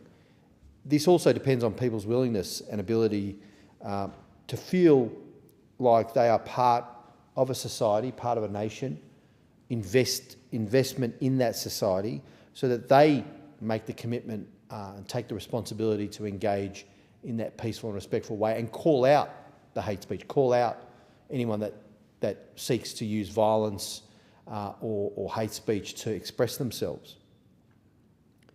And that's, I think, really important, that sense of belonging and being part of a community, part of a nation, part of Australia, that you can then make that commitment as a citizen. So the sense of Australianness is actually really important. And that sense of who we are as a nation, but also the sense of a shared humanity, understanding that even if someone is from a completely different background than you, completely different experience, that you disagree with them wholeheartedly, down to your bones, you still have a shared humanity. And the basic decency that comes into play there is being able to understand, or at least tolerate the other's perspective without resorting to a form of violence or hate speech. And that's a sense of basic decency. That's just, that's something the law can't enforce. It is about who we are as people. It is about behaviour and morality and about what Australians are like as people, the fair go that we always talk about. So thinking about how we say things and how we do things and why that matters when it comes to engaging with different people and different groups is of critical importance. But we know, of course, that the hate-fueled violence and discrimination remain a real threat. We're seeing this emergence, particularly of anti-Semitism and the vile hatred, the ancient scourge of anti-Semitism unleashed. And that's why this bill is important as well, because we can't afford to be complacent while these hate crimes continue to increase. And as previous speakers have noted, legislative response, the response by the law to put in place this hate crimes legislation to make a very clear signal from the very top the political leadership of this country, this parliament, this place, that is unacceptable both legally and morally, is an important marker because that is what real leadership is about. Ensuring the cohesion of our society, the harmony in our society, requires us here in this place to take our responsibility and take a firm stand against those who would seek to divide us through fear, hatred, anger and violence. Now, I'm a member of the Labor Party. It's a party of government. It's been a party that's been the architect of the anti-discrimination law, the framework in this country. It's been the architect, the party that has put in place and enacted the Racial Discrimination Act in 1975, the Sex Discrimination Act in 1984, and the Disability Discrimination Act of 1992. And we supported the Age Discrimination Act that was passed in 2004 by the former coalition government. Now, we are today introducing amendments to this bill, and the amendments before us seek to build on that strong foundation, that legal framework, that architecture that sets a standard for people to follow. Says clearly that these actions of discrimination against people based on who they are is unacceptable under the law, and in many respects what parliaments do, what governments do over decades in setting that standard in a legal sense is a form of leadership insofar as society moves in that direction as well, changes to understand that these actions are no longer, if they ever were, acceptable. They never were. But that is the power of politics and the power of being in this place, in this parliament, and our duty to make laws. These amendments build on that strong foundation, as I noted, and they strengthen our ability to combat hate speech and protect many vulnerable communities who are feeling the pain right now of being the victims of egregious and disgraceful forms of hatred, such as anti-Semitism, which has been such a scourge, and the rise of it such a scourge in the past 15 months in modern-day Australia. Jewish Australians feel in such a vulnerable state. And I've visited a number of synagogues, and I've been to the Adass Israel synagogue. I've been to other synagogues where I've spoken to people, and you can sense the fear and the palpable anger that people are feeling, the uncertainty. These amendments are a direct response to the recommendations of the Senate Legal and Constitutional Affairs Committee and the extensive consultations the government has undertaken with community stakeholders, law enforcement and a variety of legal experts. And they're amendments which will expand the existing offence of urging violence and establishing new offences as well. And in doing so, we're extending protection for many minority groups that are vulnerable, protection for the LGBTQI+ communities, people with disability, religious minorities, racially diverse groups and many more. And in detail, the bill and amendments combat hate speech and protect the Australian community from violence and discrimination by specifically creating a new criminal offence for threatening the use of force or violence against protected groups, their associates and property, and strengthening existing offences for urging the use of force or violence against protected groups, their associates and property. The existing offences of publicly displaying prohibited hate symbols would be extended to apply to circumstances where the targeted persons are distinguished by sexual orientation, gender identity or intersex status. This accords with Australia's international human rights obligations and complements existing civil protections in the Sex Discrimination Act of 1984. Deputy Speaker, hate speech, hate-fuelled violence, they don't just harm the individuals who are the immediate victims. They really undermine, threaten the very fabric of our society, of who we are. When extremists feel emboldened to intimidate, to vilify, to physically attack individuals and communities based on their identity, they're not just targeting those individuals, as I said, they're attempting in many ways to bring down and undermine and destroy the very fundamental elements of who we are as a liberal democracy, the values of equality, fairness, the cohesion and harmony that defines us, our ability to engage with each other. We have people from hundreds of countries around the world who've called this country, have adopted this country and made it their home. with hundreds of different languages and faiths, so many different backgrounds, and we have been able to actually live in a relatively harmonious society over many decades. And people say, oh, what a miracle. It's not a miracle. It's based on the hard work, the commitment of generations of Australians, not just political leaders in this place. Yes, the Parliament has played a role in setting those legal frameworks and that architecture, but millions of Australians, individuals who've committed to those principles to ensure that even if they disagree with someone, they are navigating that difference without resorting to violence and hate. This doesn't happen as commonly. It sounds simplistic and it sounds easy, but it doesn't happen in a lot of parts of the world. What we've created here is something special. I'm not saying we're perfect. There have been many instances where ethnic and other disputes have emerged, but on the whole, we have been a successful nation, multi-faith and multi-ethnic nation, and that pluralism has become celebrated and embraced. So we've seen the devastating consequences of hate crimes here, clearly. We've seen it play out. We've seen it play out abroad. We know that when people move towards violence to express their ideological or political views, it's often following a long line, a long tail of online radicalisation or public intimidation, and the unchecked nature of that hate speech, which follows through into more and more egregious violent actions towards others. So this bill and these amendments ensure that law enforcement have the tools necessary to intervene before words turn into violence or physical violence, because words themselves can be a form of violence, as we know. More importantly, it reinforces our commitment to fostering a cohesive society where all Australians, regardless of background, feel safe, valued and included. What the government is doing is matching our words with our actions. And I know there's been a degree of politicisation around the challenges we face. The Albanese Labor government has taken a lot of substantive action over this period of time, and I know there's been a lot of criticisms from various points in the political spectrum, if you like.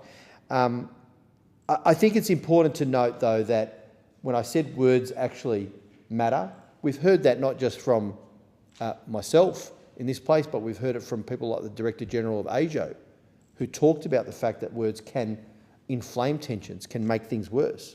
So when we see this politicisation, particularly by the opposition and also other minor parties in this place, other political actors in this place, it is running against the fact that rather than uniting and supporting the actions that have been taken by government, there's a choice there that's been made to politicise. I mean, the Leader of the Opposition had 9 years in government to legislate against hate symbols and the Nazi salute. He didn't. And we did, and our law came into effect last year. He had 9 years in government to legislate against doxing. He didn't. And actually the coalition voted against that bill, the bill that criminalised it. He had 9 years in government to legislate against hate crimes. He didn't. And we're doing that now in Parliament with this bill. The fact is the Leader of the Opposition was a senior member of a government that fought actually to strip protections for all marginalised communities against hate speech. So if that wasn't enough, just last week we saw also the Leader of the Opposition launch an extraordinary attack on the Australian Human Rights Commission, calling it a rogue body for merely upholding Australia's commitments to human rights. There have been multiple opportunities given to unequivocally condemn the escalating hate speech and vilification, and yet the choice there was to undermine institutions that are there to protect Australians from discrimination. The choice to fuel division, the choice to fuel discord is not leadership. The manufacturing of cultural wars, the cynical attempts to stoke the flames of division for short-term political gain is not leadership. And so those members have a choice. They can support this bill and take a stand against hate, or they can continue to dog whistle and divide. And the same applies to other members of this place who have fanned the flames of hatred with the words that they have used. And that should be something that we should all be cognizant of, that as political representatives, we have, all of us bear a responsibility, a greater one than just debating policies and laws, that we are setting the tone for our nation through our leadership. Our words and actions shape public discourse, they influence community attitudes, and they have real consequences for people's lives. Leadership demands that we stand up against hate, not exploit it for political gain. And that is what the Albanese Labor government is doing today by introducing the amendments to this bill. We are standing with all communities targeted by hate. And that is something that we are doing in order to protect vulnerable communities in our nation.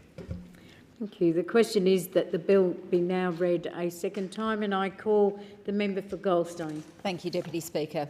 It's a matter of sadness and concern that we've come to this, that this legislation should be necessary. And the fact that we're debating this bill today is a sign of just how seriously the social fabric of this nation has been torn, the extent to which division and vilification have been normalised in public debate. The Wild West that social media has become has not helped, aided and abetted by the intransigence of the digital giants. They should be responsible for the content they allow to be published. The idea that age assurance or verification, for example, will protect children from the deluge of pornography and toxic misogyny available at the click of a cursor or the swipe of a device is a victory for hope over expectation and a reward for corporate irresponsibility. That's a matter for other legislation, but I make the point to indicate how much of the antisocial behaviour we confront is linked, how hard it is indeed to address one problem just as another pops up elsewhere. Technological change, aggravating social and cultural division is so rapid that we struggle to keep up. But try we must. And in doing so, we must separate the right to free speech from hate speech and hateful online behaviour. They are not equivalent. Hate speech at its core is about dehumanising, silencing and infringing human rights.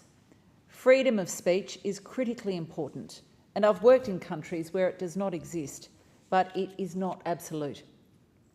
We have been a socially cohesive nation.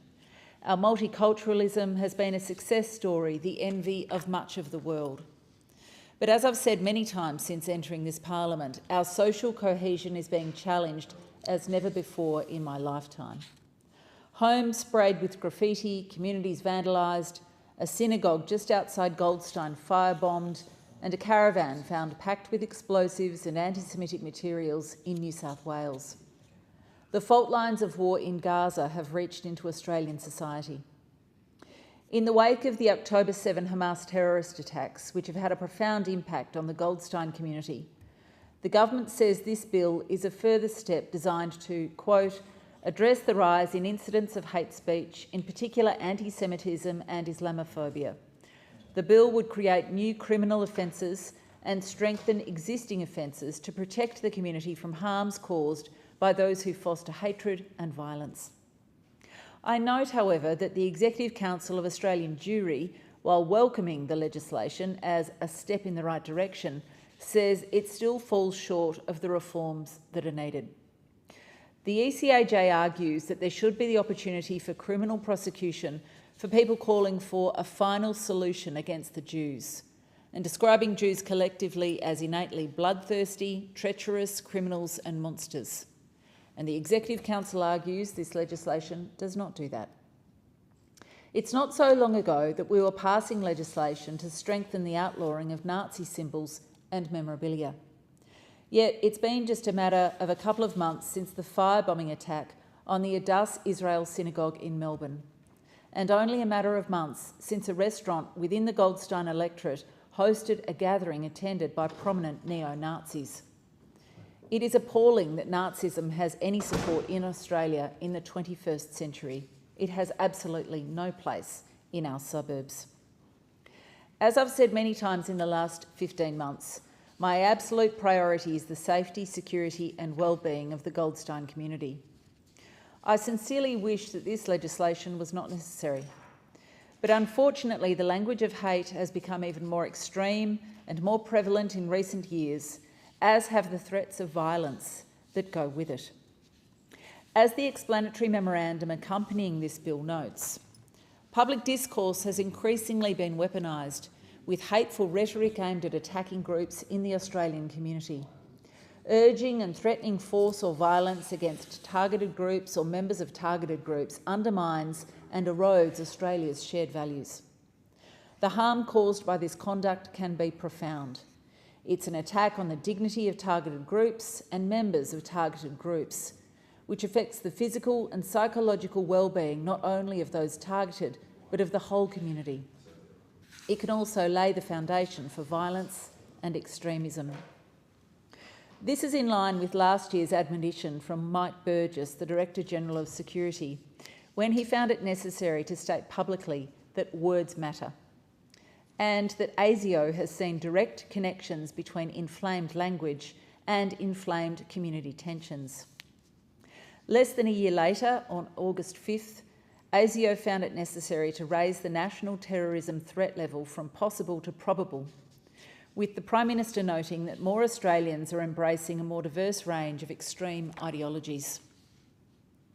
In November 2023, in the days after a frightening confrontation outside a synagogue in my electorate, I moved the following matter of public importance: the need for the Parliament to support social cohesion and take steps to ensure the safety, security and well-being of those affected communities at a time of international conflict where communities in Australia are directly affected. Nothing has changed. In fact, it's worsened, as demonstrated by ASIO's decision to elevate the terrorism threat level. As I said in my MPI speech, now a lot more than a year ago, Australia has limited ability to influence the course of events in Israel and Gaza. What we can do, and have a responsibility to do, is to articulate multi-partisan calm, to encourage empathy, and at all costs to take the politics away. The risk of cataclysmic global conflict is higher than at any time since the height of the Cold War in the early 80s, or perhaps the Cuban Missile Crisis of the 60s. And now we're confronted with a conflict which directly affects our own communities and threatens to tear apart the hard-earned gains of Australian multiculturalism, the envy of the world.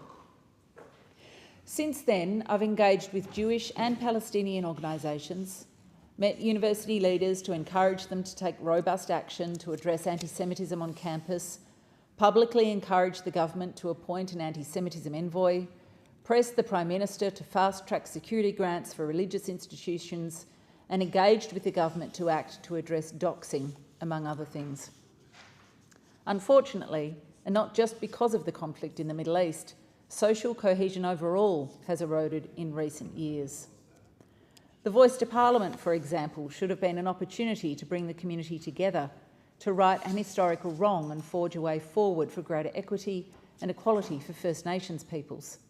In fact, the opposite occurred. The lack of groundwork, of preparation for the referendum, the failure to explain the value of amending the Constitution to provide for constitutional recognition, and the opposition of some in the no case provided an opening for division. It's not so long ago that the existing protections against discrimination, now acknowledged by the intelligence community as one of the gateways to community tension and worse, were under fire. A decade ago, the Attorney-General of the time, George Brandis, argued for the removal of Section 18C from the Racial Discrimination Act, declaring that, quote, people have the right to be bigots.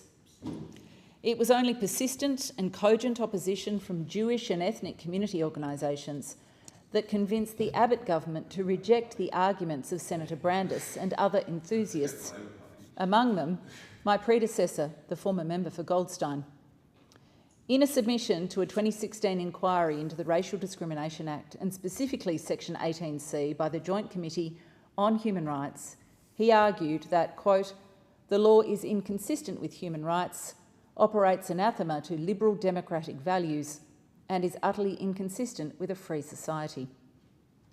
As the inquiry prepared to bring down its report in 2017, the former member for Goldstein declared he'd like to see the committee abolish the existing definition of racial discrimination.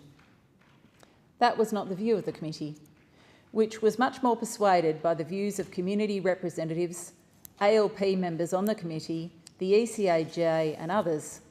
And the ECAJ argued in its submission that any amendment to the part of the Racial Discrimination Act where Section 18C is located, quote, would send a strong and dangerous message from Australia's political leaders that a degree of racism in public discourse is to be considered acceptable. The threat to public peace and order posed by homegrown and imported forms of racism are of an entirely different order to the dangers posed by bad policy ideas. It is naive to suggest that racism can always simply be left to sort itself out through public debate. Subsequent events, Deputy Speaker, especially those of the last 15 months, have vindicated this, and that is why we now have this legislation before us today. It may be one step in the right direction rather than completely up to the task, and I note the member for Wentworth's amendment to create a new offence of the promotion of hatred, which in these troubled times I will support. As I've said many times since entering this parliament and before, hate speech is not free speech, and we must all work together across these aisles and across this nation to bring people together, not tear them apart. I will support this bill. Thank you. Question is that this bill be now read a second time, and I call the Minister for Immigration. Thanks, Speaker. In the wake of October 7, we've had a dramatic increase in hatred in Australia, unfortunately. It's something that I can't recall ever seeing being so severe in my lifetime. Unfortunately, some of that hatred has manifested itself in anti-Semitism and racism, and it's having a dramatic effect on social cohesion.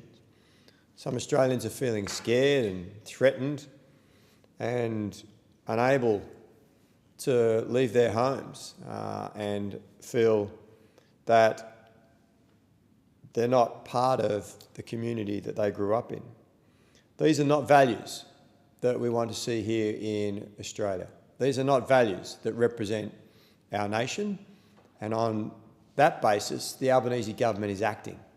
We're acting through this bill and through other reforms that we've taken to ensure that we respond to the increasing number of hate crimes that encourage violence and extremism and make them crimes in this country.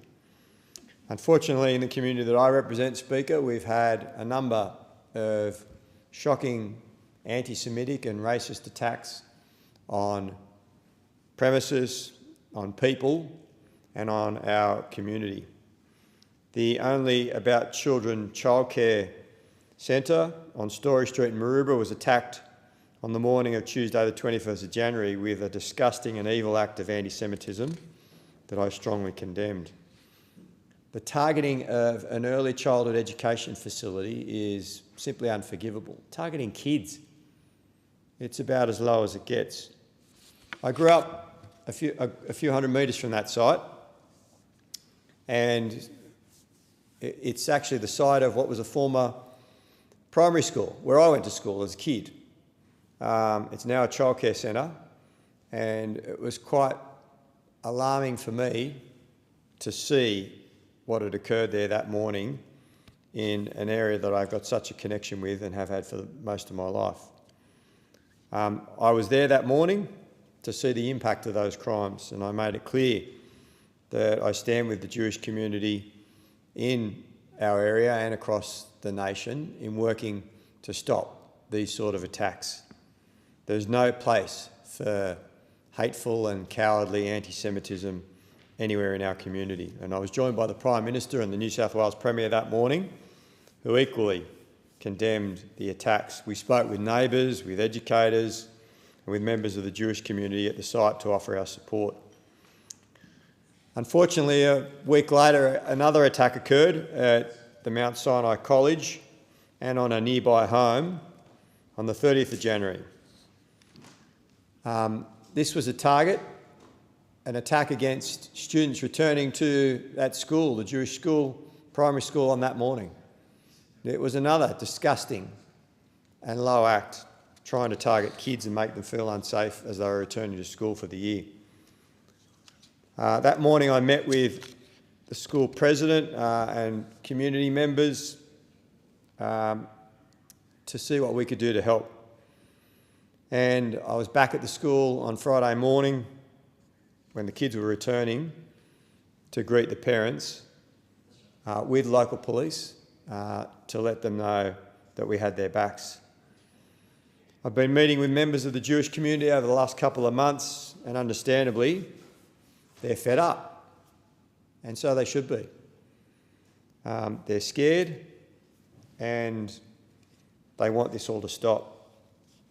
And my message to them was very clear, that we're doing all we can to catch these perpetrators and ensure that they're prosecuted as quickly as possible.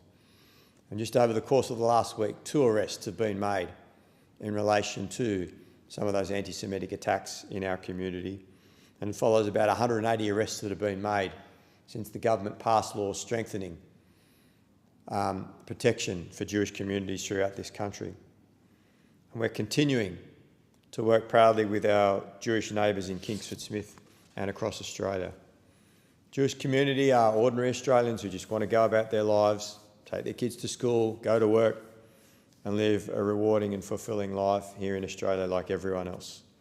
And they don't deserve to be targeted with these shocking un-Australian attacks.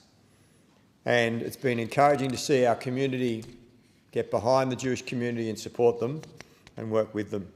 And that's why we established a working group made up of elected representatives, including myself, the local area commanders and the police, and leaders of the Jewish community. We're going to work with them to make sure that they can live safely in Australia. And that's why this government, the Albanese government, is acting to protect all Australians from hatred, extremism and violence. The government introduced legislation to create new criminal offences that strengthen protection against hate crimes. This bill will make it clear that urging or threatening violence and force is unacceptable and subject to serious criminal penalties.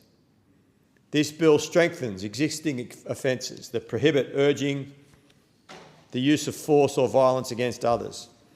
It also creates new criminal offences for threatening the use of force or violence against others. We have no tolerance for some of the actions that have been occurring in our nation, and we will hunt down those responsible and prosecute them under these new laws. These new laws will protect groups or members of groups distinguished by race, religion, sex, sexual orientation, gender, identity, intersex status, disability, nationality, political opinion, or national or ethnic origin. The offences will carry a maximum penalty of 5 years imprisonment. There will be a higher maximum penalty of 7 years imprisonment where the threat to use force or violence, if carried out, would threaten the peace, order and good government of the Commonwealth. The new offences will target the most serious forms of harmful hate speech, namely urging and threatening of force or violence against others. The bill sends a clear message that urging force or violence is unacceptable and will be subject to serious criminal penalties. We're doing all we can to make sure that we keep our community safe and that all Australians have the right to go about their business, to take their kids to school, to go to work, to enjoy our wonderful country and to be treated equally and respectfully as Australians. And that's why the Albanese government is doing all that we can to protect the community that I live in and all Australians across our wonderful nation. And I thank the member for Kingsford Smith. The question for the Federation Chamber is that this bill be now read a second time, and I'll give the call to the member for Sturt. Thank you, Deputy Speaker, and indeed it is in some ways a great disappointment to speak on a bill that has become necessary because of actions that are happening within our community that I never thought I would live to see in modern-day Australia. Some of the things that we see in the news, in fact experiences I've had in the streets of the Adelaide CBD belong more in a Hollywood movie about a bygone era that we look upon and think how grateful we are that that is in history. And alas, far from it, we are seeing this remarkably depressing blooming of disgusting anti-Semitic behaviour in our community, which brings us to need to consider legislative change to address behaviour that we couldn't have foreseen would occur in modern Australia. My heart certainly goes out particularly to members of the Jewish community in my electorate and across this country who I cannot imagine how they are feeling at the unrecognisable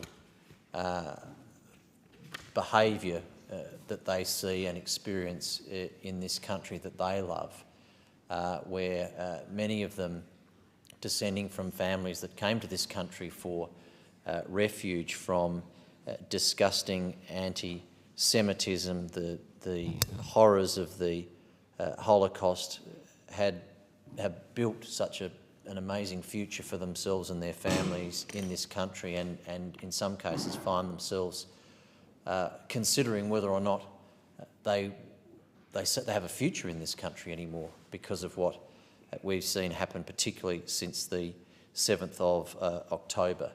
It's been confronting, it's been appalling, it is completely un-Australian, and so we find ourselves in a situation where we have an opportunity with the bill before us to strengthen our legislative framework at the Commonwealth level to address these remarkably disgusting and impossible to predict developing elements of behaviour in our society. Now, the Coalition has some specific issues and hesitations around amendments and around seeking to improve the legislation that is before us from the government, and I commend other Coalition speakers who have contributed on this bill and outlined some of those issues.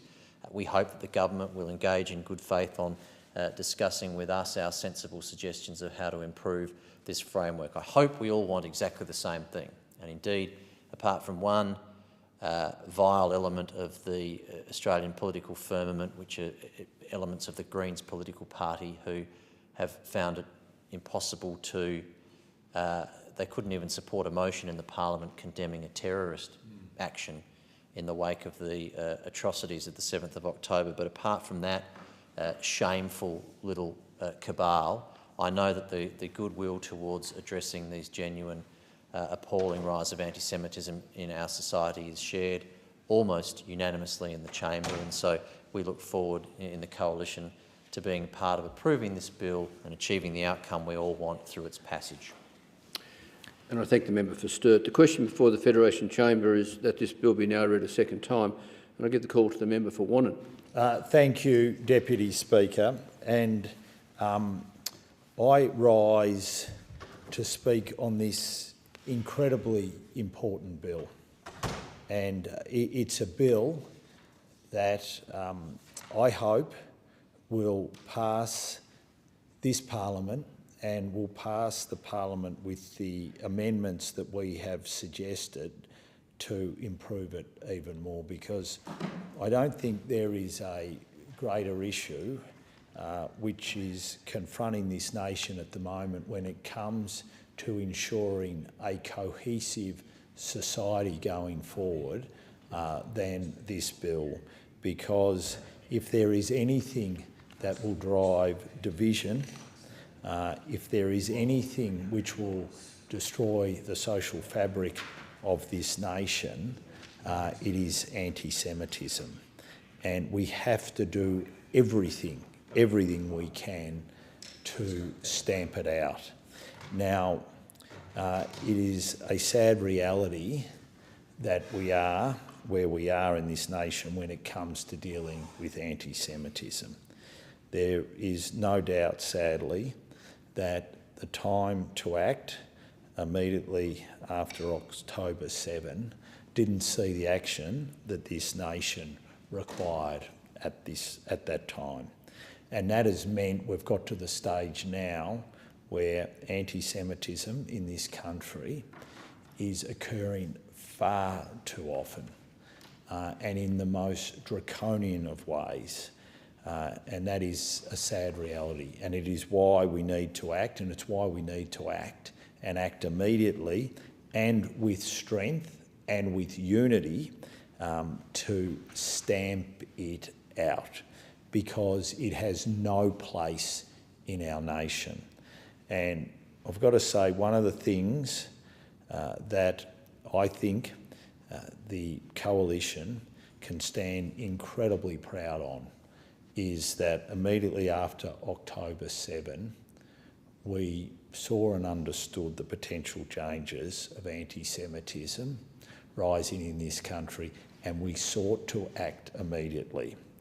And we have sought to do it on a daily basis ever since, and that's why we're here now, still offering very constructive engagement with the government to make sure that we can get this bill through and get it through in the right way so that we can begin to finally ensure that we have unity of purpose in ridding this nation of anti-Semitism.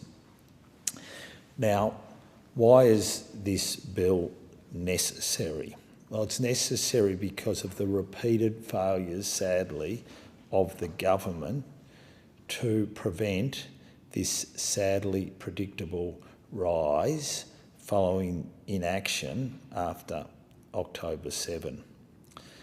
And why do we need to act? Well, it's very simple why we need to act, because an attack on a Jewish Australian is an attack on every Australian.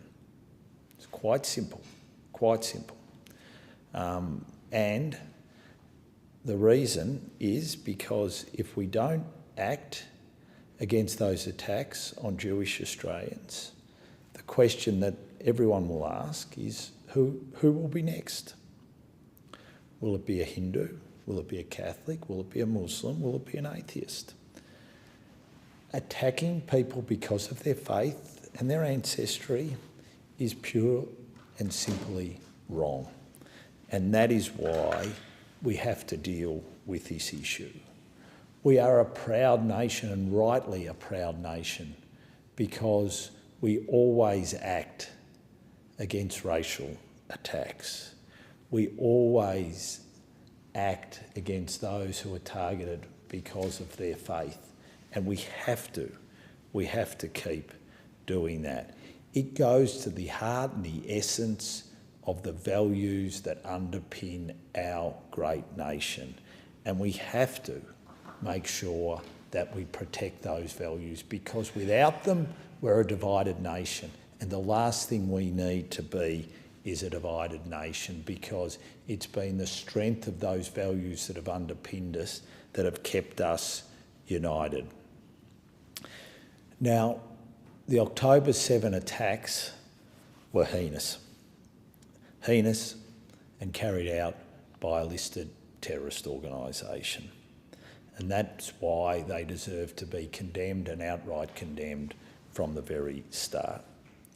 The impact that they've had globally, the impact that those attacks have had on Israel, the impact that those attacks have had on Israeli families, the impact that that attack had on the hostages, we're still seeing today.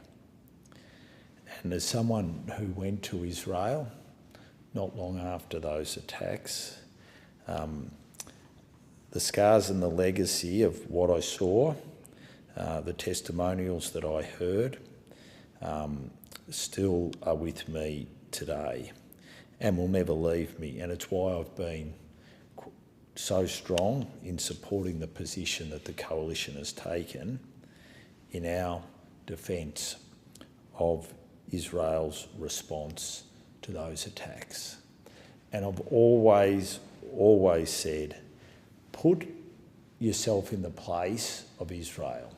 Just say those attacks had occurred here in Australia. Just say Australians had been taken hostage.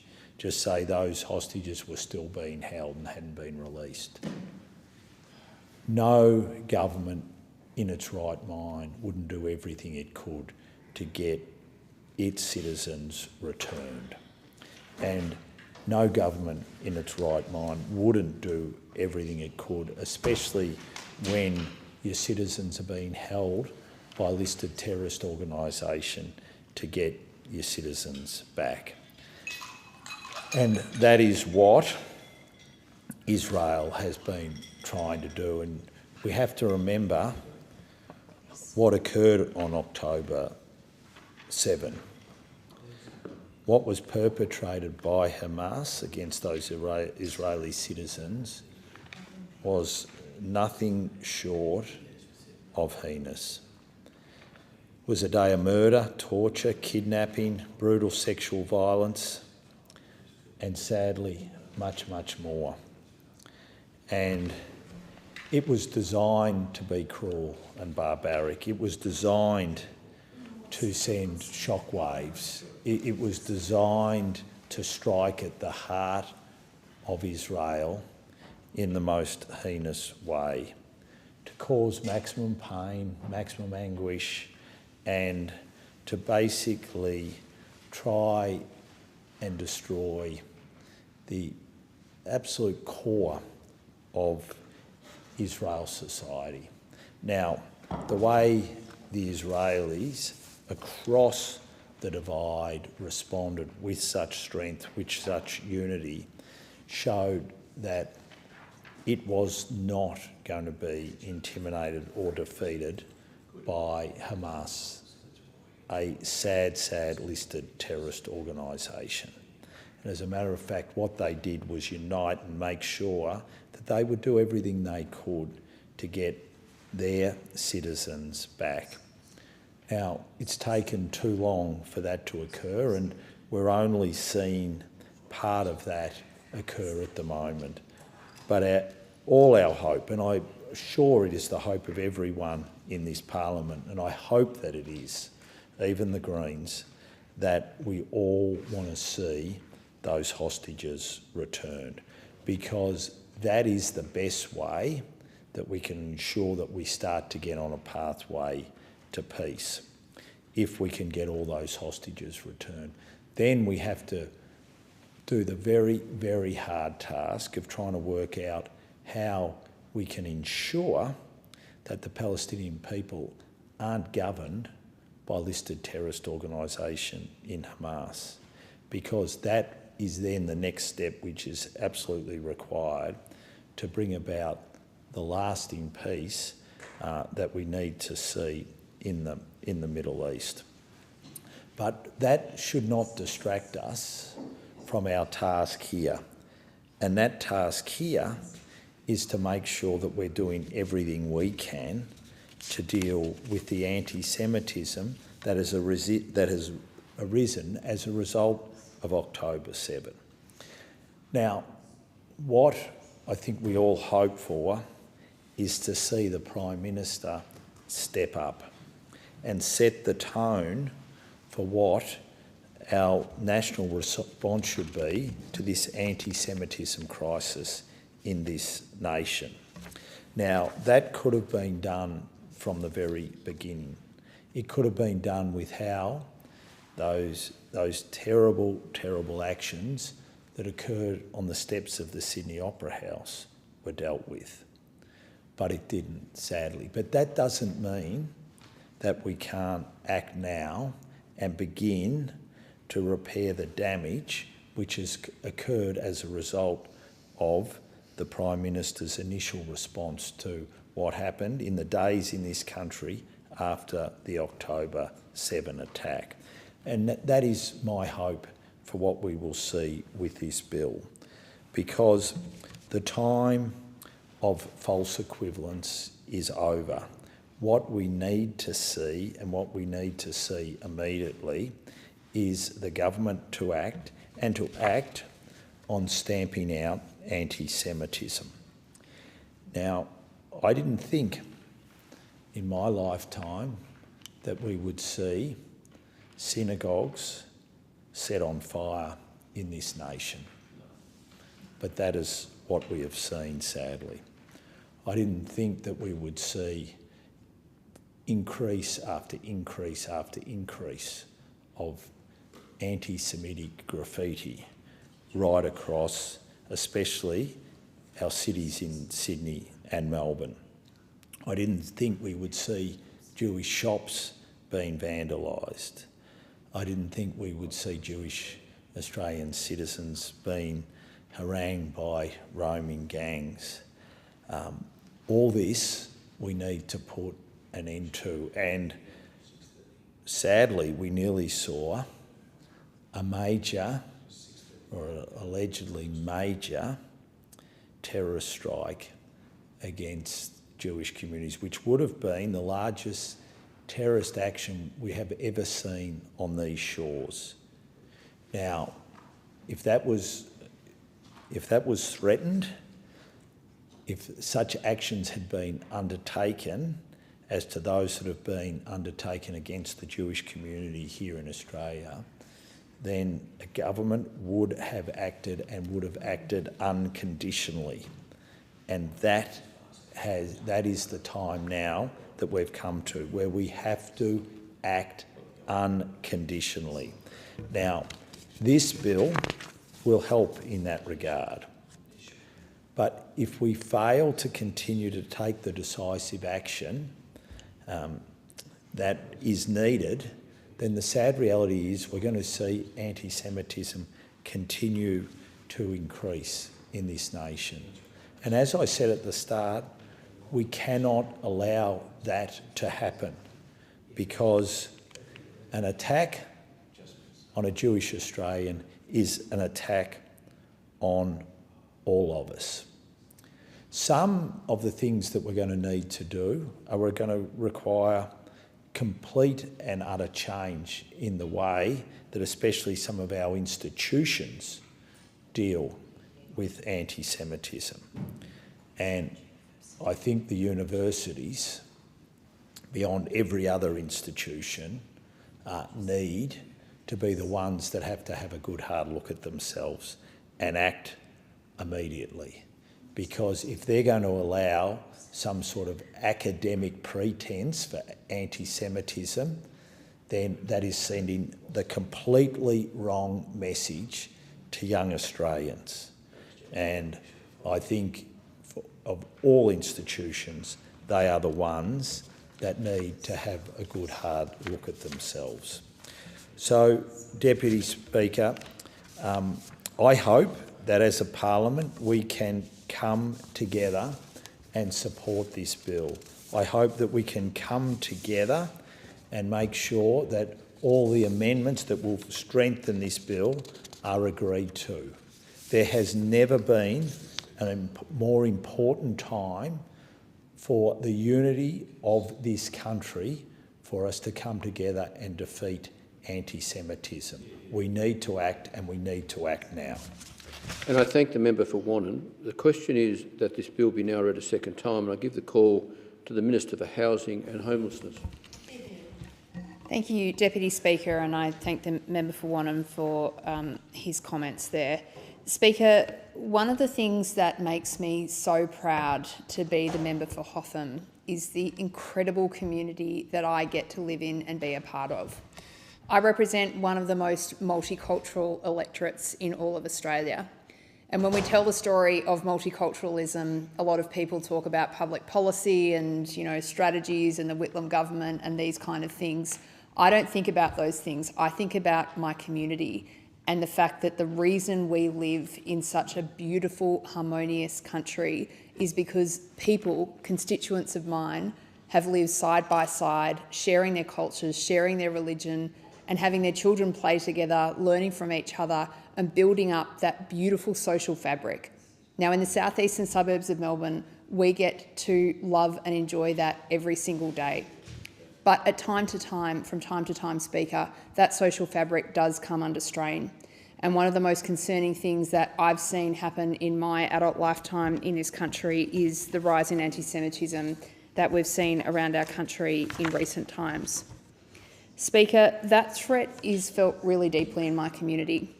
I have a very culturally diverse community, and I'm very lucky and privileged that that community includes a Jewish population. Of course, I talk to my Jewish constituents and they tell me about just the deepest feelings that they have about what they're experiencing today as Australians. The fears that they hold for themselves, for their families and their communities, and this is a fear that reaches right into every single part of their lives. Speaker, one of my jobs as a Member of Parliament is to speak about the experiences of different constituents of mine and to be able to share and express that to the rest of the country. And I really want people to understand what's going on for this community at the moment. There are lots of experiences that Australians have about their story of discrimination, and I'm always very open to hearing those stories. I want people to know that for our Jewish Australians at the moment, multiple people in the community have talked to me about the fact that they're living with a kind of anti-Semitism at the moment that they never believed could possibly happen in Australia. I really want people to understand that. Obviously, as our experience as human beings, we don't carry that burden of experience with us everywhere we go, but I want people to understand that what is going on for the community now is very, very real, and it's really affecting every part of their lives as Australians. Speaker, I'm really lucky to have a Shabbat in East Bentley that welcomes me into their beautiful community. This is not just a religious institution, but they have this beautiful childcare centre, and Jewish children of varying degrees of kind of orthodoxy come together to get that early learning and to be steeped in that Jewish culture that they'll take with them for the rest of their lives. It is just genuinely the most beautiful and amazing place. With some boundary changes in my electorate, another Shabbat in Carnegie will now come into my electorate. And these two Shabbads invited me to join in their Hanukkah festival at Packer Park just around Christmas time, and I just want to thank them for that. They not only welcomed me, but my three beautiful children into this amazing religious celebration. It was a really beautiful experience, and the loving, tender care that they give to my children and to me, I'll just be forever grateful for, and I really want to thank them for that. Of course, the conversations that I have with Jewish Australians are often had in these environments, and I've heard from that community about the real fears that people have dropping their children at childcare. Like, come on, that's not an experience that an Australian should be having in our country. People feel fearful wearing a yarmulke and walking down streets that are nearby to my electorate that have really strong Jewish traditions and Jewish populations. This shouldn't be happening in our country. Now, I'm really hopeful that the Parliament will be able to speak with one voice about what comes out of the legislative process here. But I really want to say really clearly to our Jewish Australian community that you are loved. You are loved by our country. You are cherished. You are an essential part of what it is to be a modern Australian country. And this Parliament is acting this week to try to better protect you, and we're really committed to that. Speaker, I'm proud to be a part of a government that's taking decisive action on the matter of anti-Semitism. This is a poison in our country, and it deserves the most powerful possible action. And that's why I'm proud to support this bill. The Hate Crimes Bill 2024 will strengthen the law against hate speech in this country. It will create new criminal offences to stamp out violence and hatred. And it's my hope that this law will send a really clear and unambiguous message that the threats that this community has experienced, these acts of violence, these acts of hatred, they are utterly unacceptable in this country. I'll be supporting the bill because it's unacceptable to me, and on behalf of the people of Hotham, it's utterly unacceptable to our community. Thank you, Speaker. And I thank the Minister for Housing and Homelessness. The question before the Federation Chamber is that this bill be now read a second time, and I give the call to the member for Hughes. Thank you, Deputy Speaker. At the conclusion of World War II, Deputy Speaker, German Lutheran pastor Martin Niemöller wrote about the Holocaust. He said, "First they came for the communists, and I did not speak out because I was not a communist. Then they came for the socialists, and I did not speak out because I was not a socialist. Then they came for trade unionists, and I did not speak out because I was not a trade unionist. Then they came for the Jews, and I did not speak out because I was not a Jew. Then they came for me, and there was no one left to speak out for me." And, Deputy Speaker, Martin Niemöller had a very interesting life. He'd started off as a very anti-Semitic Nazi supporter in Germany, but his views changed when he was subsequently imprisoned in a concentration camp for speaking out against Nazi control of churches. Deputy Speaker, what does this have to do with the legislation that is currently before us, the Criminal Code Amendment Hate Crimes Bill? Well, this bill has been brought in because of the attacks on Jewish Australians and the rise of anti-Semitism in this country. And at the moment, those attacks, vile in nature, have been on our Jewish Australians. But if we don't do something about it now, Deputy Speaker, if we don't draw a line in the sand and speak up for our Jewish Australians, who's next? Is it the Hindus? Is it Catholics? Muslims? Atheists? It's so for all of those reasons, Deputy Speaker, I support this legislation. However, this legislation has come about very late in the piece. I've referenced the Holocaust, which of course was the worst example of anti-Semitism that we've ever seen in the world. And unfortunately, anti-Semitism does have a very long history.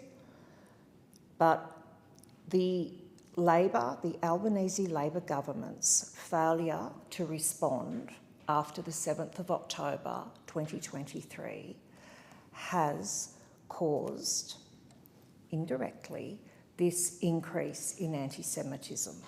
It wasn't called out immediately after the 7th of October. We then saw on the 9th of October in my home city, in Sydney, dreadful protests, Palestinian flags, Hamas flags, calls for get rid of the Jews, kill the Jews, dreadful anti-Semitism, and that has continued, not only in my home state of New South Wales, but also, of course, in Victoria. And I think I heard the member for Wannon say that he'd never thought in his lifetime that he would see... The member for Hughes will resume their seat. It being 6:30 p.m, the debate is interrupted in accordance with Standing Order 192B.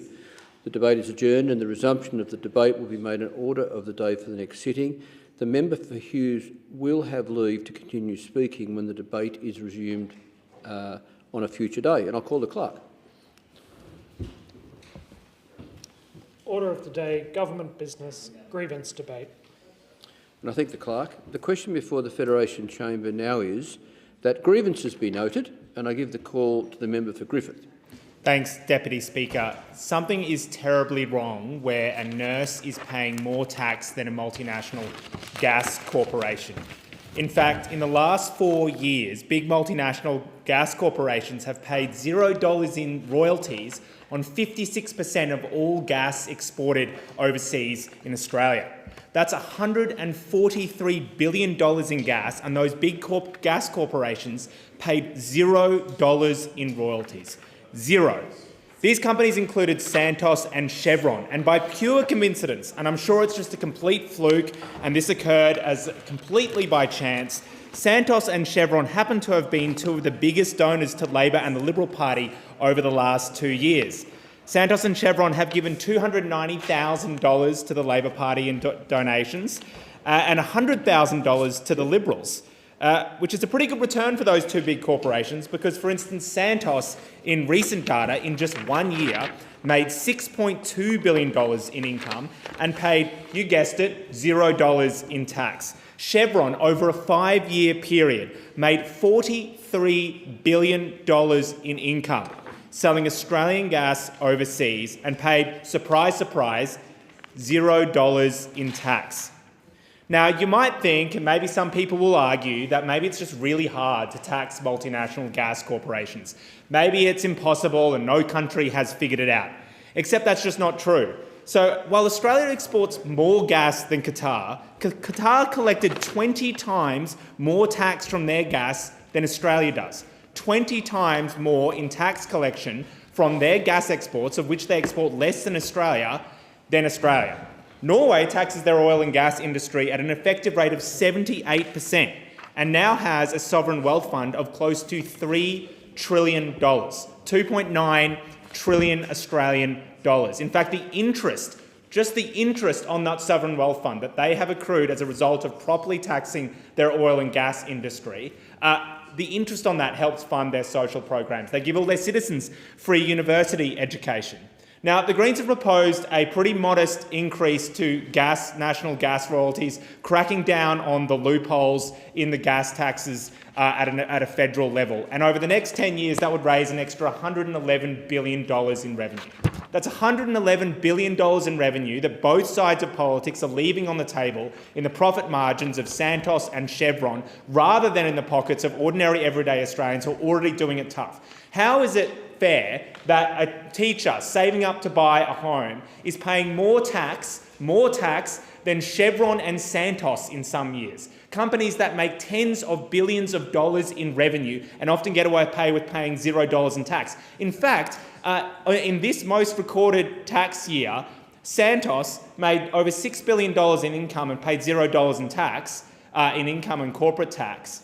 That means that they gave more in political donations to the Labor and Liberal Party than they paid in corporate tax on $6 billion in revenue. And you wonder why people are fed up with politics. There are pensioners choosing between paying the rent and feeding themselves for a week. There are single parents wondering about how they're going to make ends meet at the end of the week after they cover massive mortgage or rent payments. And then you have Chevron and Santos dancing over everyone else, making billions of dollars in revenue and paying $0 in tax. I don't think it's too radical to suggest that we should follow countries around the world that have properly taxed their resource industry, make them pay their fair share in tax, and use it to ensure everyone in this country has what they need to live a good life. On the most recent housing data, we have just found out that in Brisbane, the median house price has now ticked over $1 million. $1 million. In the space of a few years, in some suburbs, house prices have more than doubled in Brisbane. Basically, that means that that's more than triple what someone earning the median income can afford in Brisbane. It's completely unaffordable for anyone earning an income of less than $200,000 a year. $200,000 a year. Right now in Brisbane, as a result of that price increase, the house prices in Brisbane now cost 14 times more than the median income. Back when the Prime Minister bought his first house in the early 90s, that was more like 5 times the average income. The national median price for a house in Australia and capital cities is now $1.2 million. That's 4 times what someone working with a median income can afford. It's completely unaffordable for anyone earning less than $229,000 a year. It's 16 times the median income. That's the median house price. Rents in Australia since 2022 have increased by 40%. 40%. So you have a situation now where you need, nationally in a capital city, have to be earning more than $229,000 to afford the price of a home. And in Brisbane, you need to be earning more than $200,000. And then you have the federal Labor government say that they'd like to see house prices continue to increase. And both sides of politics have housing policies that are turbocharging house prices. How is it fair that a property investor, sometimes with 10, 20, 30, 40, sometimes hundreds of investment properties, can collect billions of dollars collectively in tax handouts from this government in the form of negative gearing and the capital gains tax discount? In the middle of one of the worst housing crises this country has faced in generations, where so many of my generation are giving up on ever being able to afford to buy a home, you have a situation where the federal government and both sides of politics, both Labor and Liberal, are committing to $176 billion in tax handouts for property investors over the next 10 years. How is it fair that when we're 1/3 of this country rents, who have just copped 40% worth of rent increases over since 2022, how is it fair that the policy of both the major parties is that they are okay with unlimited rent increases, no limit on the amount by which rents can increase? How is it fair that in a country where millions of people are in severe housing stress, this government spends more on tax handouts for property investors than it spends on building public housing?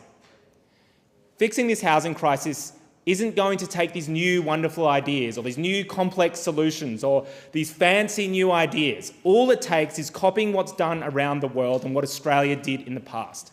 Start building public housing the way we used to. Stop giving so much money in tax handouts to property investors so first home buyers and renters actually have a chance. And start putting caps on rent increases the way this country used to and countries around the world do.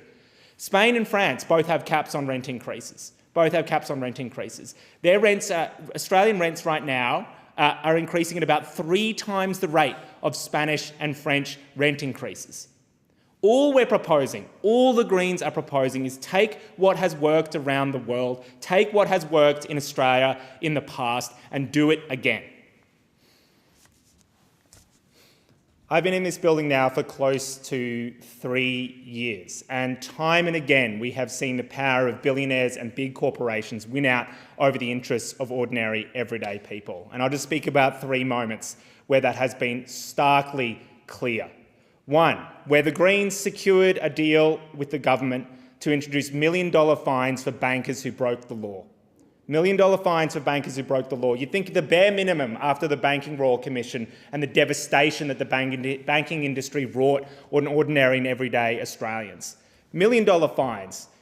Within 24 hours of that deal being announced, 24 hours, the Australian Banking Association and the banking lobby found out about the deal, headed by none other than former Labor Premier Anna Bligh.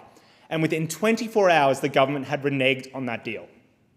That's all it took the banking industry. The Commonwealth Bank, who's earning a $10 billion record profit in 2023, in the same year as millions of mortgage holders are in mortgage stress, they get what they want in 24 hours.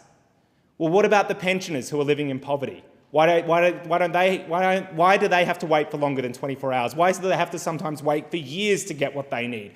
The single parents choosing between feeding their kids and paying the rent, they have to wait for longer than 24 hours to get what they need, but not the banking industry. No, they get exactly what they want in less than 24 hours, overturning a deal done with the Greens to introduce $1 million fines for bankers. And then around when it comes to gas tax, we found out, the government announced the new changes to the PRRT. This is the federal royalty regime that's meant to tax gas corporations. But then we find out that actually it raises less money than the government makes on charging interest on student debt. We find out that it carves out a sweetheart deal for Woodside, a major gas corporation in Australia that happens to also have donated to both major parties in the past. And then we come to taxing big corporations. The Greens announced that we'd like to introduce super profits tax on the big banks and other big multinational corporations. And I read the headline, Commonwealth Bank CEO labels Greens tax policies insidious populism after firm's $9.8 billion profit. I would argue that what's really wrong with this country is that in the middle of a massive housing crisis, the big banks can make billion-dollar record profits while millions suffer.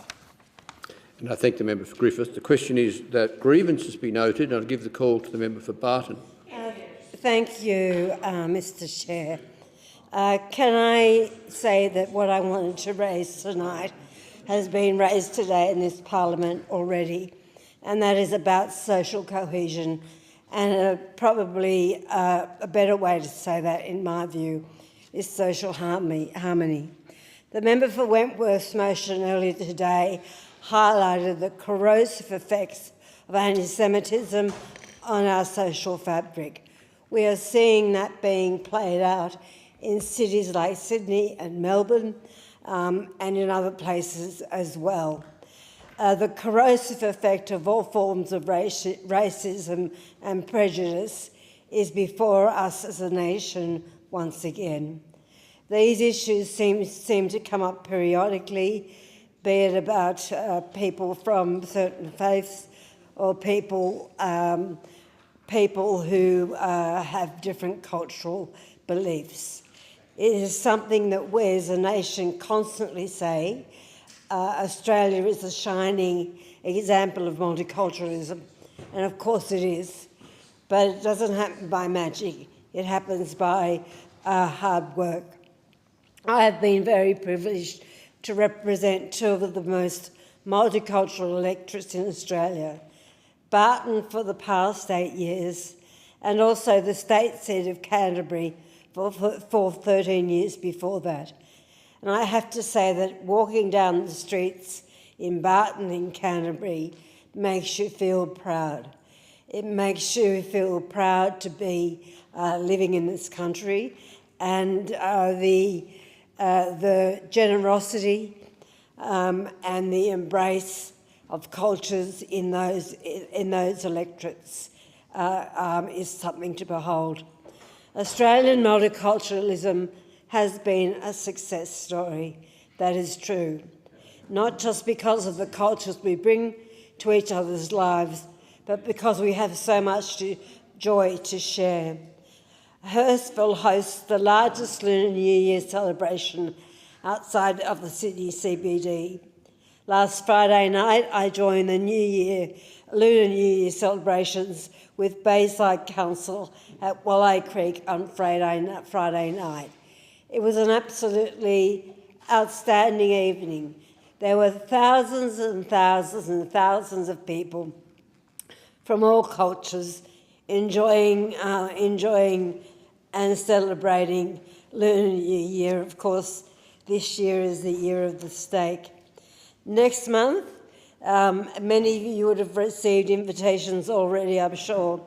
Muslims will begin fasting for the holy month of Ramadan. Orthodox and Western Christians will begin their fast for Lent. Eid and Easter will follow, as will Passover. Tibetan New Year and Holi will also be days for celebration in the coming months. On NAIDOC, the National Aboriginal Islander Development Observance Day, last year, schools, councils and many other organisations gathered to celebrate the oldest surviving culture on the planet. I want that point that I've just made to be a point of pride for all Australians, not just for some. It is something that we share collectively as a nation. As I said, we share each other's joy. But we are sometimes forced to share each other's sorrow. The vandalising of the Southern Sydney Synagogue in Allawa, very close to the electorate of Barton, in January was a cowardly attack. Masked vandals worked in the small hours to instill fear in the congregation, and that made the St George community feel less safe. Racism and prejudice eat away at the threads of our social cohesion, and that point is something that we all must think very deeply about. And we also all must take responsibility for it, particularly people in this House, as I said earlier today, to show national leadership, to show the generosity that we are shown in our electorates. Acts of violence and terror are the worst manifestations of this, but it manifests itself in other ways. Harassment of people for the colour of their skin or the visible demonstration of their faith, Nazi salutes and hate symbols at rallies, misinformation about entire faiths or cultures, or painting them with the reprehensible acts of a small minority. My constituents, the people across Australia, have spoken to me of these kinds of incidents happening to them. And I have to recall, Mr. Speaker, that during last year's referendum debate, social media gave a platform to the very worst kinds of vilification of First Nations people. And I personally experienced that to a very, very, very severe degree. People who wear hijabs and kippah have experienced harassment just going about their days. The targets of these incidents are obviously the most impacted by trauma and hurt. Not just trauma and hurt from what they've experienced on that day, but trauma and hurt from the collective history of those people. And it leaves a scar that never heals. On this basis alone, it is unacceptable. But we share a society where we're all hurt by racism. It makes us feel unsafe. It makes us smaller people. I am pleased to see the second reading of the Hate Crimes Bill today. And I commend the work of our ministers and special envoys and people in this Parliament working with communities to maintain our social cohesion. And I commend the leadership of many organisations. I note tomorrow night there is an interfaith gathering here in the Parliament, which I intend to be part of. This is the kind of leadership that builds healthier societies. I'm proud to be a member of a government that takes racism and social cohesion seriously. And I thank the member for Barton. The question is that grievances be noted. I give the call to the member for Lindsay. Thank you, Mr Deputy Speaker. What will the Australian public remember about the Albanese Labor government when it comes to election day? Broken promises. On almost every portfolio that this government has tried to deliver, they have actually under-delivered, or worse than that, they have actually made a commitment to the Australian people and broken a promise. They've done this in my community, in Lindsay, they've done this across Western Sydney, and they've done this to every single Australian. The Prime Minister said on 90, almost 100 occasions that energy prices would go down by $275. In question time today, those opposite were shouting out, but people have gotten $300 in their, they've got $300, but power bills are up $1,000. So Australians are actually worse off under this government, and they've broken that promise because despite having a little bit of relief, people are still paying $1,000 more than they have been promised by the Albanese Labor government. And people across Western Sydney, I know, can't afford this. Our small businesses that are struggling to keep their doors open because of high wage prices and high energy bills can't afford these broken promises. It's extraordinary that electricity is up by over 30%. The cost of living crisis is hurting Aussie families who can't only not afford their energy bills, they can't afford their groceries, their petrol to get to and from work.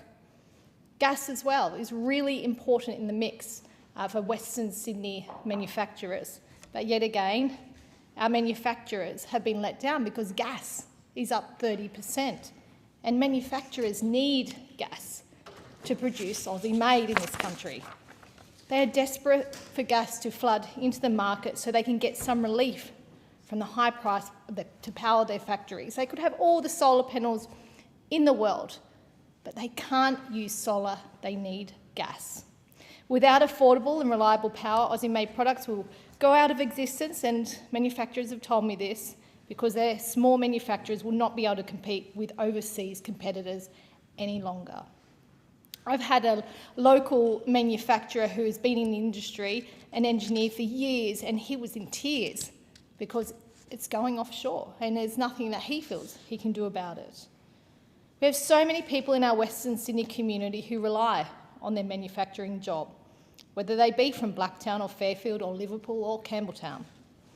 We want to see our manufacturers thrive and ensure our Western Sydney economy reaps the benefits of this. But it can only be done with a government that will take the energy crisis seriously. A Dutton-led government would invest in nuclear to ensure reliable energy for Australians and keep renewables and gas powering our economy and households. What about housing? There have been so many interest rate rises that have smashed Australian families. And the Labor Party and the Albanese Labor government thinks Australians have it so good. Labor has not done the hard yards to reduce inflation. They've increased spending, and we know a budget deficit could soon feature on the government's books if they manage to even get to a budget before calling the election. Mortgage stress has risen, particularly in Western Sydney, where people are so aspirational and working so hard to get ahead, and renters are feeling the pinch just as hard. A Dutton-led coalition government will spend $5 billion building the infrastructure needed to bring new housing developments online to boost housing numbers and help to bring down the heat in the property market. I've spoken about the Albanese Labor government's failures on energy affordability and reliability, our hits to manufacturers, small businesses, the weakened economy and housing struggles. But there's another key topic that is on the minds of people in Western Sydney. That is the Labor government's broken promises for infrastructure funding and projects right across Western Sydney. The Treasurer and the Infrastructure Minister committed to the Morrison government's infrastructure plan in the Labor government's October 2022 mini-budget. But, what a surprise, Labor broke this commitment and broke promises to the Australian people they made during the 2022 election, and decided to conduct an independent review of Western Sydney infrastructure by local experts. They also called for a review of the entirety of infrastructure funding in Australia. Before the May 2023 budget, the Albanese Labor government received the Western Sydney report, but decided to shelve it until November. This meant that they were not going to be pressured publicly to fund certain projects in Western Sydney that the independent report evaluated as high priority. The budget went ahead without taking into consideration the Western Sydney report. Then the minister took away funding from vital projects, including the M7-M12 link, which was already under construction. This is needed to connect multiple parts of Western Sydney via the motorway to the new Western Sydney International Airport, which is a Commonwealth responsibility. We want the airport to succeed. We don't want investment for the airport that's going to enhance people's lives in Western Sydney, to make going to the airport and all around Western Sydney easier. We don't want the people of Western Sydney to be left behind. Unfortunately, the minister also cut funding towards the Western Sydney Transport Development Network. The network was made up of 7 roads, which are old semi-rural roads that are in desperate need of upgrade. These are potholed roads. But shortly, when the airport opens, they are going to be major freight roads for an international airport. Not only is this inadequate, it puts at risk local residents, and they are very, very concerned about their safety. The Coalition has now funded one of these roads, and we've committed to it, 15th Avenue, to the tune of $500 million alongside the New South Wales Government. This is important because the people of Werriwa, which is where this road is, deserve this much-needed road funding. Austral, the community in Werriwa, is growing so fast, with tens of thousands of homes to be constructed connecting the airport to Liverpool CBD. The minister delaying the release of the independent report and not getting on with these projects is one in a bundle of examples of the infrastructure minister being tricky with the people of Western Sydney. Let's not forget when she refused to meet with Western Sydney residents to discuss the changed flight paths for Western Sydney Airport. She actually came to the electorate of Lindsay with the Energy Minister, but didn't have time to go 15 minutes up the road on that day to Penrith and talk to those impacted by the change in the flight paths. We had a Senate committee hearing on flight paths in my electorate. The minister was there up the road but didn't appear. She would not face the people, but she's been very good at putting out midnight media releases to avoid scrutiny. Western Sydney is really sick and tired of being hoodwinked by the Albanese Labor government, and particularly this infrastructure minister.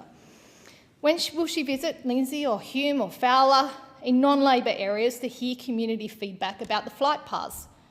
When will she do a press conference from her electorate office in Ballarat about Western Sydney? Wait, she's already done that. It's her favourite thing to do. The minister came to Western Sydney to claim a win. With investment in our region, she tried to pull the wool over ours by saying her government had put new funding into Western Sydney infrastructure. Well, the funding was set by the Morrison government. She put it on hold, then ripped it away and only invested some of it back into Western Sydney, but she wanted us to be grateful. It's extraordinary. A fantastic infrastructure minister in the Morrison government. We, since that time, have been completely abandoned. The Albanese Labor government has not delivered on its original commitment on infrastructure to the Western Sydney community. Infrastructure has not caught up with some of the housing developments. We have a population boom in Western Sydney. You can't have 1 million people arrive in Australia without providing adequate infrastructure for the additional housing being built where they live. The absolute disconnect on policy from this Labor government is astounding. The Coalition has taken leadership on this very issue, wanting to reduce immigration to sustainable levels. Without doing so, our housing and our infrastructure crisis will get worse. Western Sydney is at the brunt of this cost of living crisis, which is being compounded with the utter neglect on adequate infrastructure. No real policy on housing and relying on immigration to essentially keep the economy afloat. Our community wants leadership. That's what they tell me when I'm out in Western Sydney. It's time to remove this weak Albanese Labor government from office. A Dutton Coalition government will deliver on our plan to reduce inflation, boost productivity, invest in infrastructure and get on with the job of delivering for everyday Australians that Labor has left behind. And I thank the member for Lindsay. The question is that grievances be noted, and I give the call to the member for Macnamara. Thank you very much, Acting Speaker. And strap yourselves in, folks, because the electorate of Macnamara is just such a wonderful electorate. And am I going to take you on a journey around Macnamara, Acting Speaker? Am I going to take you on a journey around the place that I live, I've grown up in, and I love so much? Macnamara on the weekend was absolutely alive, Acting Speaker, with the Midsummer Pride March going straight through the heart of St Kilda. It was a very glittery and fun and wonderful event where thousands and thousands of people came and flocked to Fitzroy Street, which is sort of the nightlife capital of St Kilda. I'm sure the honourable member has haunted those parts in his time back in the day, but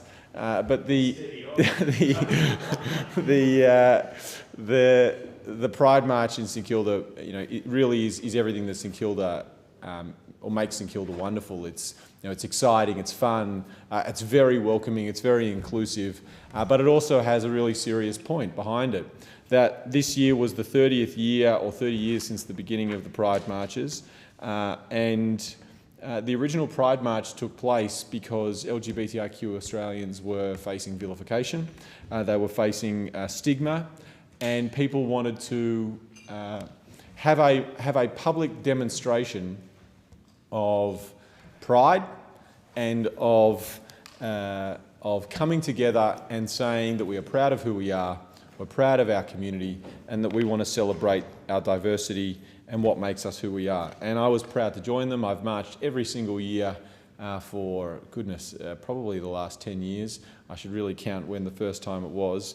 But it is such a special time in St Kilda, and I really love it. And I really thank the Midsummer Committee and the crew for putting on such a really great festival. And I know all the restaurants and the small businesses up and down Fitzroy Street, all the cafes, all the bars and everything were absolutely chockers, and this is one of those events that brings a lot of people to our electorate.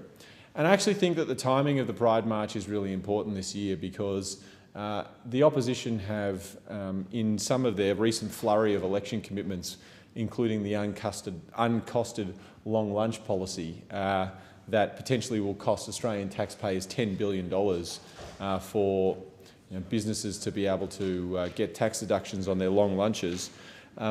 The other policy that the Leader of the Opposition threw out there without much thought or consideration, as he often does, was his policy where he said he would cut the DEI staff in the public service.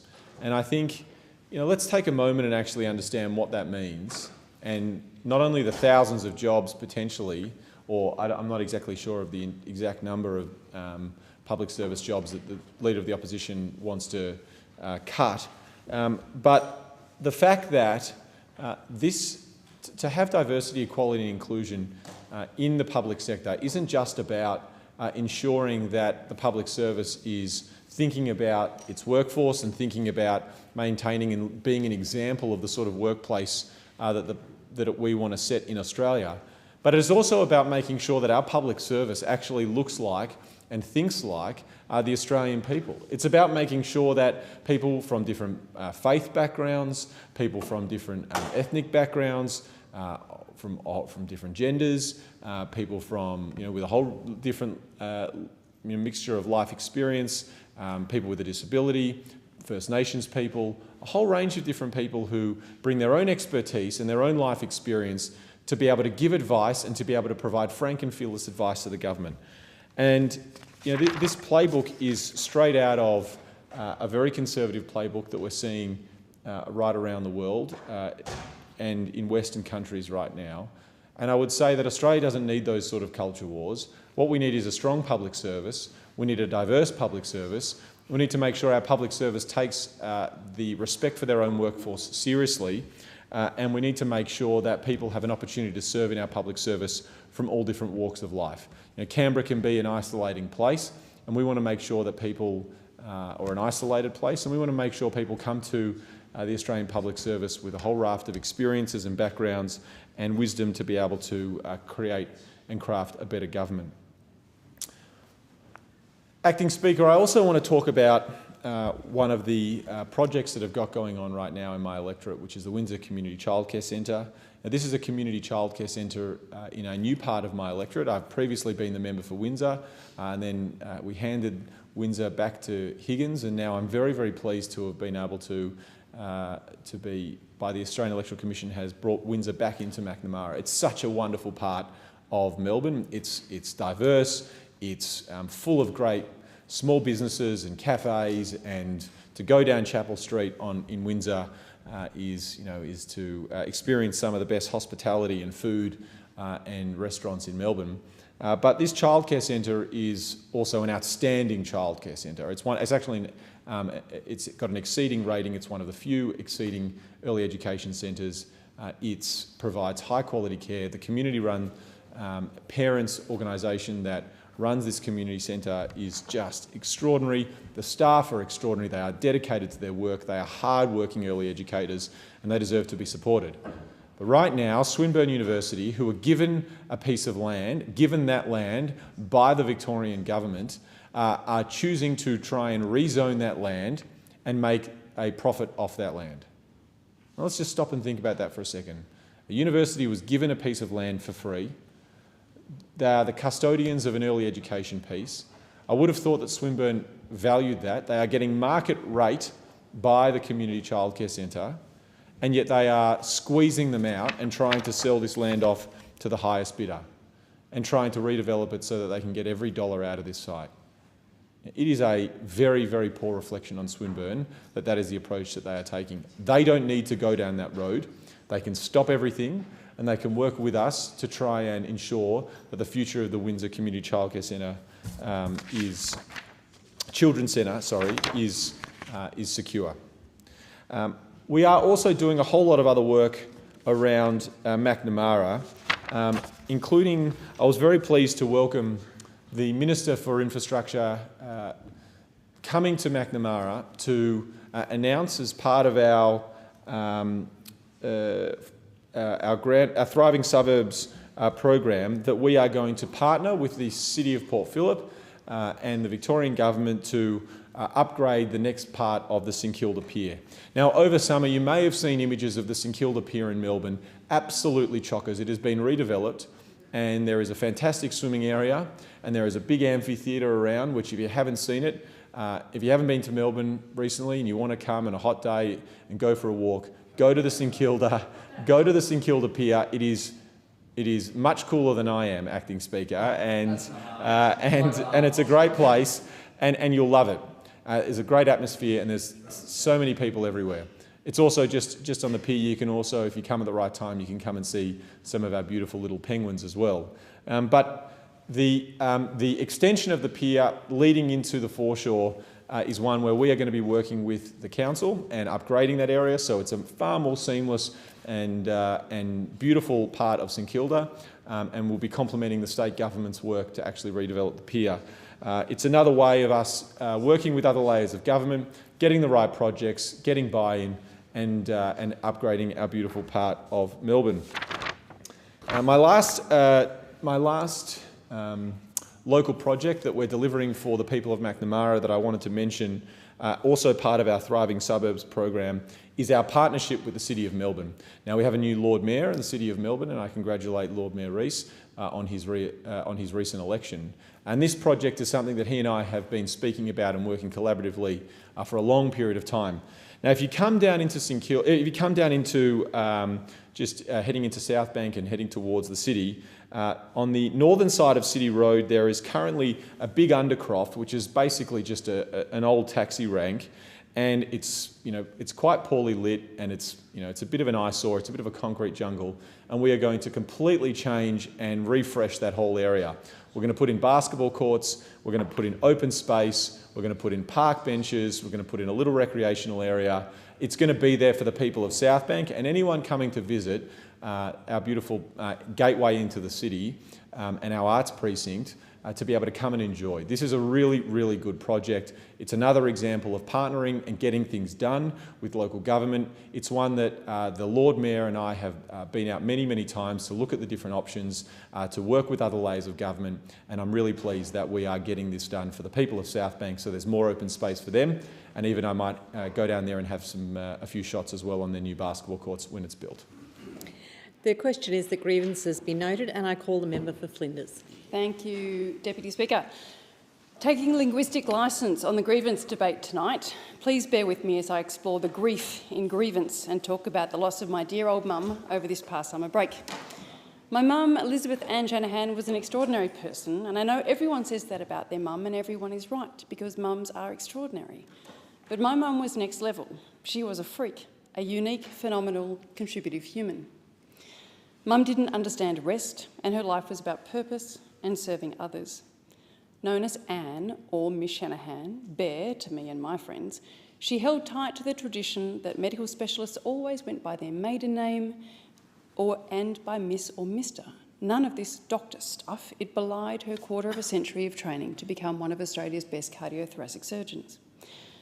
As a child, she had wanted to become a lawyer, but her highly influential and most adored father, Thomas Shanahan, thought lawyering was a job for mugs, so she set her sights on medicine in the 50s, only to come back to law in the 80s. At medical school, she was one of only a handful of women. She resided at Janet Clark Hall, but rapidly found her way into the boys' college next door, first as a tutor and later sharing the warden's cottage of Trinity College with Ian Mackenzie, where they resided as senior medical students. Like me, they bought their first home in their happy place, albeit on the other side, in Point Lonsdale, where their weekends, like mine, at least before politics, were filled with water, swimming, sailing and entertaining good mates. Ian still lives there on the side they bought together, and when I go and visit them, he tells me stories of my mum. She was an amazing woman, your mum. And while they topped their graduating medical class together, Mum caught the wave of a feminist era which saw her clean sweep scholarships desperate to attract women into the surgical profession. She spent a fair amount of her winnings on ball gowns. She had come to medical school without much money in her pocket, but eventually there was a conversation about whether she would have to give some of it back.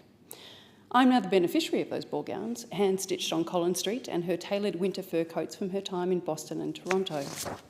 Mum loved her time in Canada and the United States, and she tells the most outrageous stories of her wild adventure, blind to discrimination. Mum just ploughed through attitudes towards women in medicine and ploughed through attitudes to different skin colour as well. To Mum, everyone was the same. It was talent that mattered. Mum raised me with the help of a mothercraft nurse of whom I have spoken elsewhere, and my grandmother, who moved in after Molly left.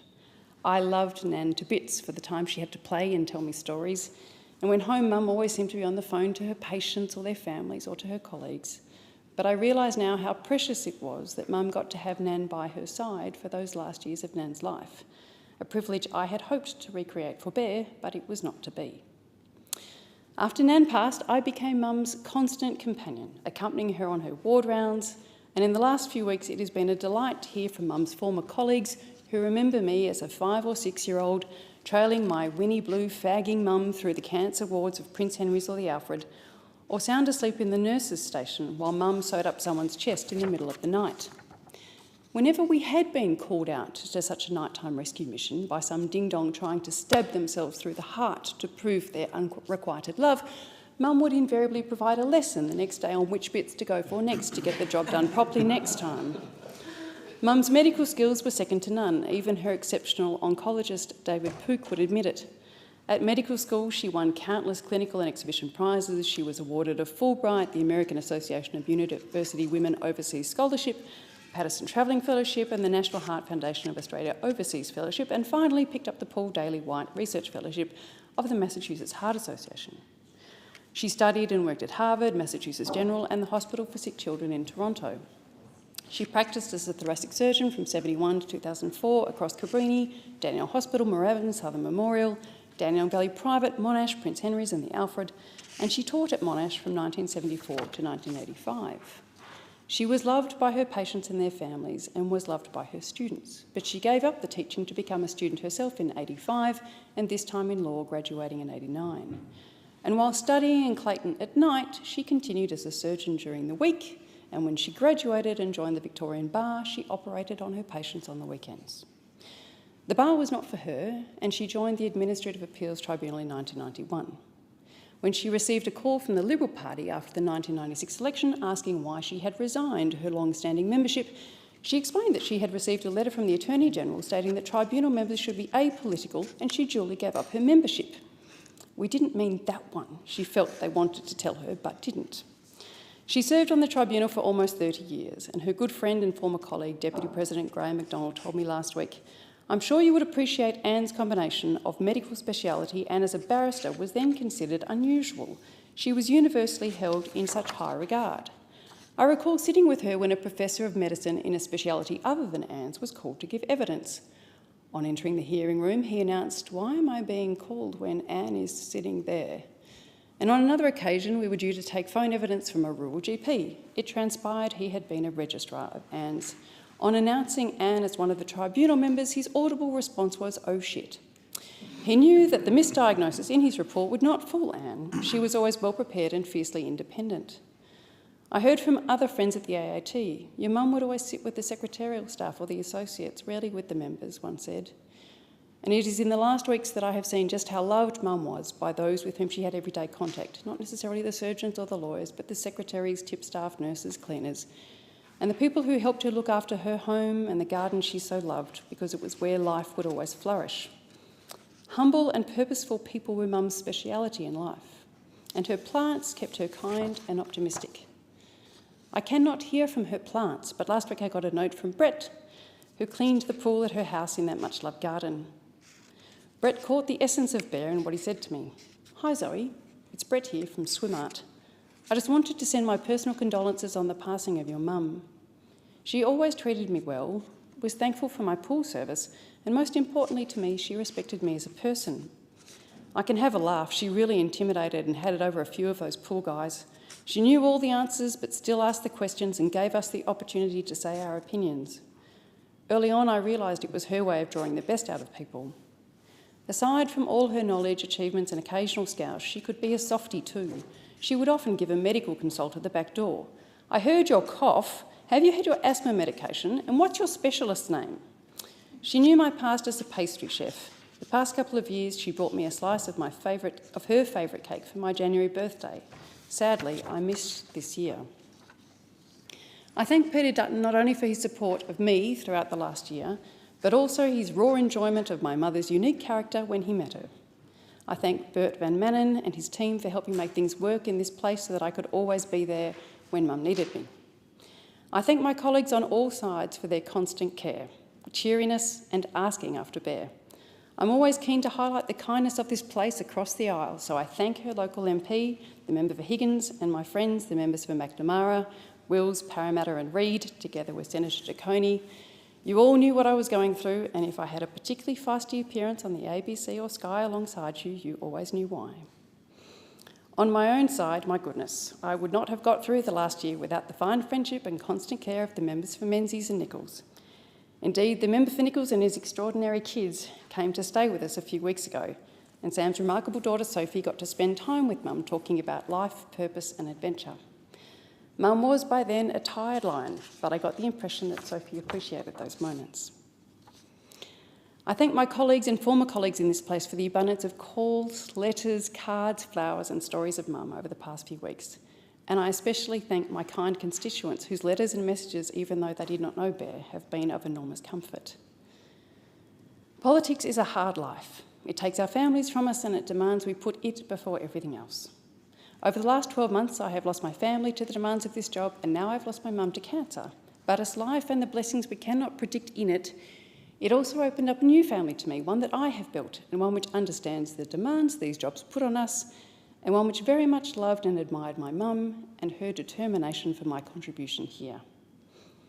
When Mum was diagnosed with kidney cancer a year ago, I set up a small WhatsApp group comprising my friends who knew Mum well, my girlfriends as far back as primary school, ex-boyfriends she loved, former colleagues and friends that Mum had helped confront tricky health issues themselves, the people who have become my family. They were there for me throughout this annus horribilis and always there when I needed someone to step in for Bear. I'm so glad that in the final days of Mum's life, so many of them were able to come and spend time with her through the glorious Mornington Peninsula summer. Jackie Sushames, Marissa Lowe, Christina Teague, Julia Doyle, Deb Kwasnicki, David Luff and Aldo Borgu in particular. Early in the summer, Mum would regale them with stories of her studies in the United States or the adventures of her spinster teetotaler pub-running grand aunts in Trafalgar. Towards the end, it was just quiet and loving company, and I'm so grateful to Jules, Deb and Stephen, who held me up in those last weeks, so in turn I could hold up Mum. We would not be who we are without these people, and on behalf of Mum and me, I say thank you. I thank the member for her contribution, and I am very confident that her mother would be extraordinarily proud of her. The question is that grievances be noted, and I call the member for Holt. Thank you, Deputy Speaker. Family is everything. It is the foundation of our lives, our communities and our future. Labor understands this. That's why family must be at the heart of everything we do as a government. Because when families are together, they thrive. And when families thrive, the entire nation is stronger. For too long, thousands of families in Australia were torn apart, left in limbo by a system that refused to see them as people, as parents, as children, and as loved ones. These were people who came to our shores seeking safety, arriving before Operation Sovereign Borders came into effect in 2013. They fled war, they fled persecution, many fled the brutality of the Taliban. They sought refuge in Australia, the country that prides itself on giving people a fair go. But for over a decade, the Liberal Party denied them that fair go. For 10 long years, they were left in uncertainty, unable to return to the homes they had fled, unable to build secure futures, unable to reunite with their families. Labor could not let that injustice continue. Since being elected, we have given 19,150 people the dignity and security they deserve, transitioning them onto permanent visas and finally giving them a pathway out of limbo. And just as importantly, we have reunited families. We have granted 8,000 visas to the partners and children of these families, because no government should ever be in the business of keeping families apart.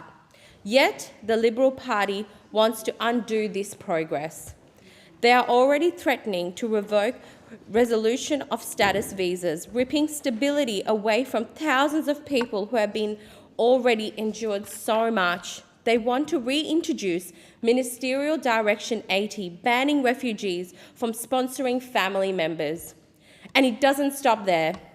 They want to slash Australia's humanitarian intake, cutting offshore humanitarian visas from 20,000 places to just 13,000 places per year.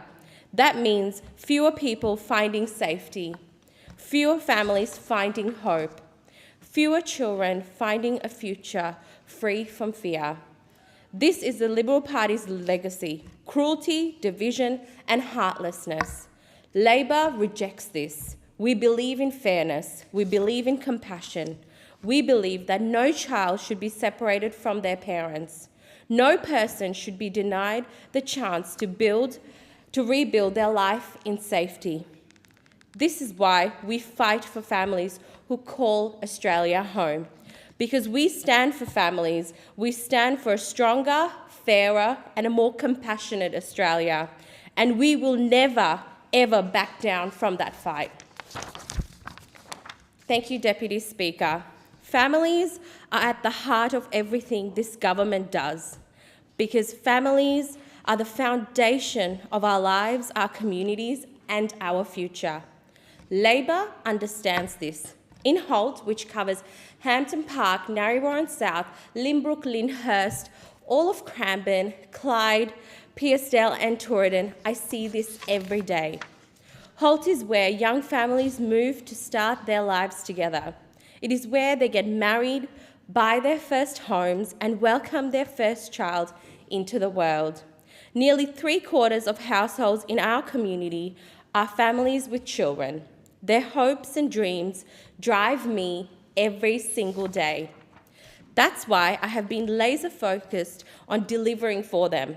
From the very start of life, we are making sure parents have the support they need. Labor created paid parental leave because parents deserve time to bond with their newborns. Now we are expanding it to 26 weeks, giving mums and dads more time together with their little ones. And for the first time, we are paying superannuation on paid parental leave, because no mother should retire with less, simply because she took time out to care for her family. But supporting families doesn't stop there. We know that childcare is not just about convenience, it's about giving every child the best start in life. This is why we've made early childhood education more affordable for 96% of families, saving them an average of $2,700 since we introduced our reforms. For too long, early childhood educators who nurture and shape our children in their most important years have been underpaid and undervalued. That's why Labor delivered a 15% pay rise for them. And this investment is already making a difference. One provider, Good Start, saw a 35% increase in job applications since signing onto the agreement. That means more passionate educators staying in the sector and more children getting the quality care they deserve. We are also investing $1 billion to expand childcare places right where they're needed the most, in growing suburbs like Clyde, Cranbourne West and Botanic Ridge. Thousands of families are moving in every year. They need accessible, high-quality childcare. This will be life-changing for parents, especially mothers, who are too often focused to choose between work and care. Labor believes no family should have to make that choice. That's why we're taking the first step towards universal early childhood education. We will start ensuring every child can access at least 3 days of subsidy care a fortnight by abolishing the unfair activity test. This test has hurt low-income families the most, forcing parents to ask themselves, is it worth it? Labor is saying, yes, it is worth it. Your child deserves quality education. You deserve support. As Wendy Black, Director of Policy at the Business Council of Australia, has said, a contemporary universal childcare system can ensure Australians have the foundational skills they need over their lifetime and maximise the human talent pipeline of our nation. This is what investing in families looks like. It is what building a stronger future looks like, because when we invest in our children, we invest in a brighter, fairer and more prosperous Australia. And under Labor, that's exactly what we'll keep doing. But we know families need more than just childcare support. They need relief from the rising cost of living. As someone who spent most of my life working for minimum wage, I know how important it is to save every single dollar. Last year, backed by passionate members of this House, the Prime Minister made the brave decision to redesign the Coalition's unfair Stage 3 tax cuts. Under the Coalition, billions would have flowed into the wealthiest households. Instead, Labor redesigned the tax cuts so that it benefits low to middle income families. As a result, 96% of whole families are better off, with the average taxpayer saving $1,700 a year. That's not all. We introduced a $300 energy bill rebate to help families manage rising electricity costs. Families have already received $150, with another $75 on the way next month. This has helped push down power bills by 17.9% across the nation. These reforms are all about helping families focus on what matters the most, each other. Because every single dollar you save is another dollar that goes towards supporting your family. I understand this, and the government understands this.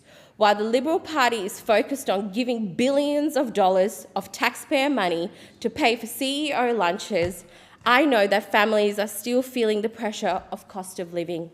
And that's why I will keep working for you in federal parliament to deliver more relief, more opportunities, and a stronger future for every family in the electorate of Holt.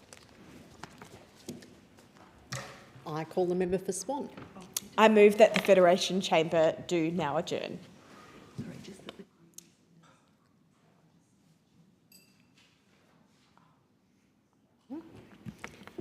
Apologies. Okay, cool.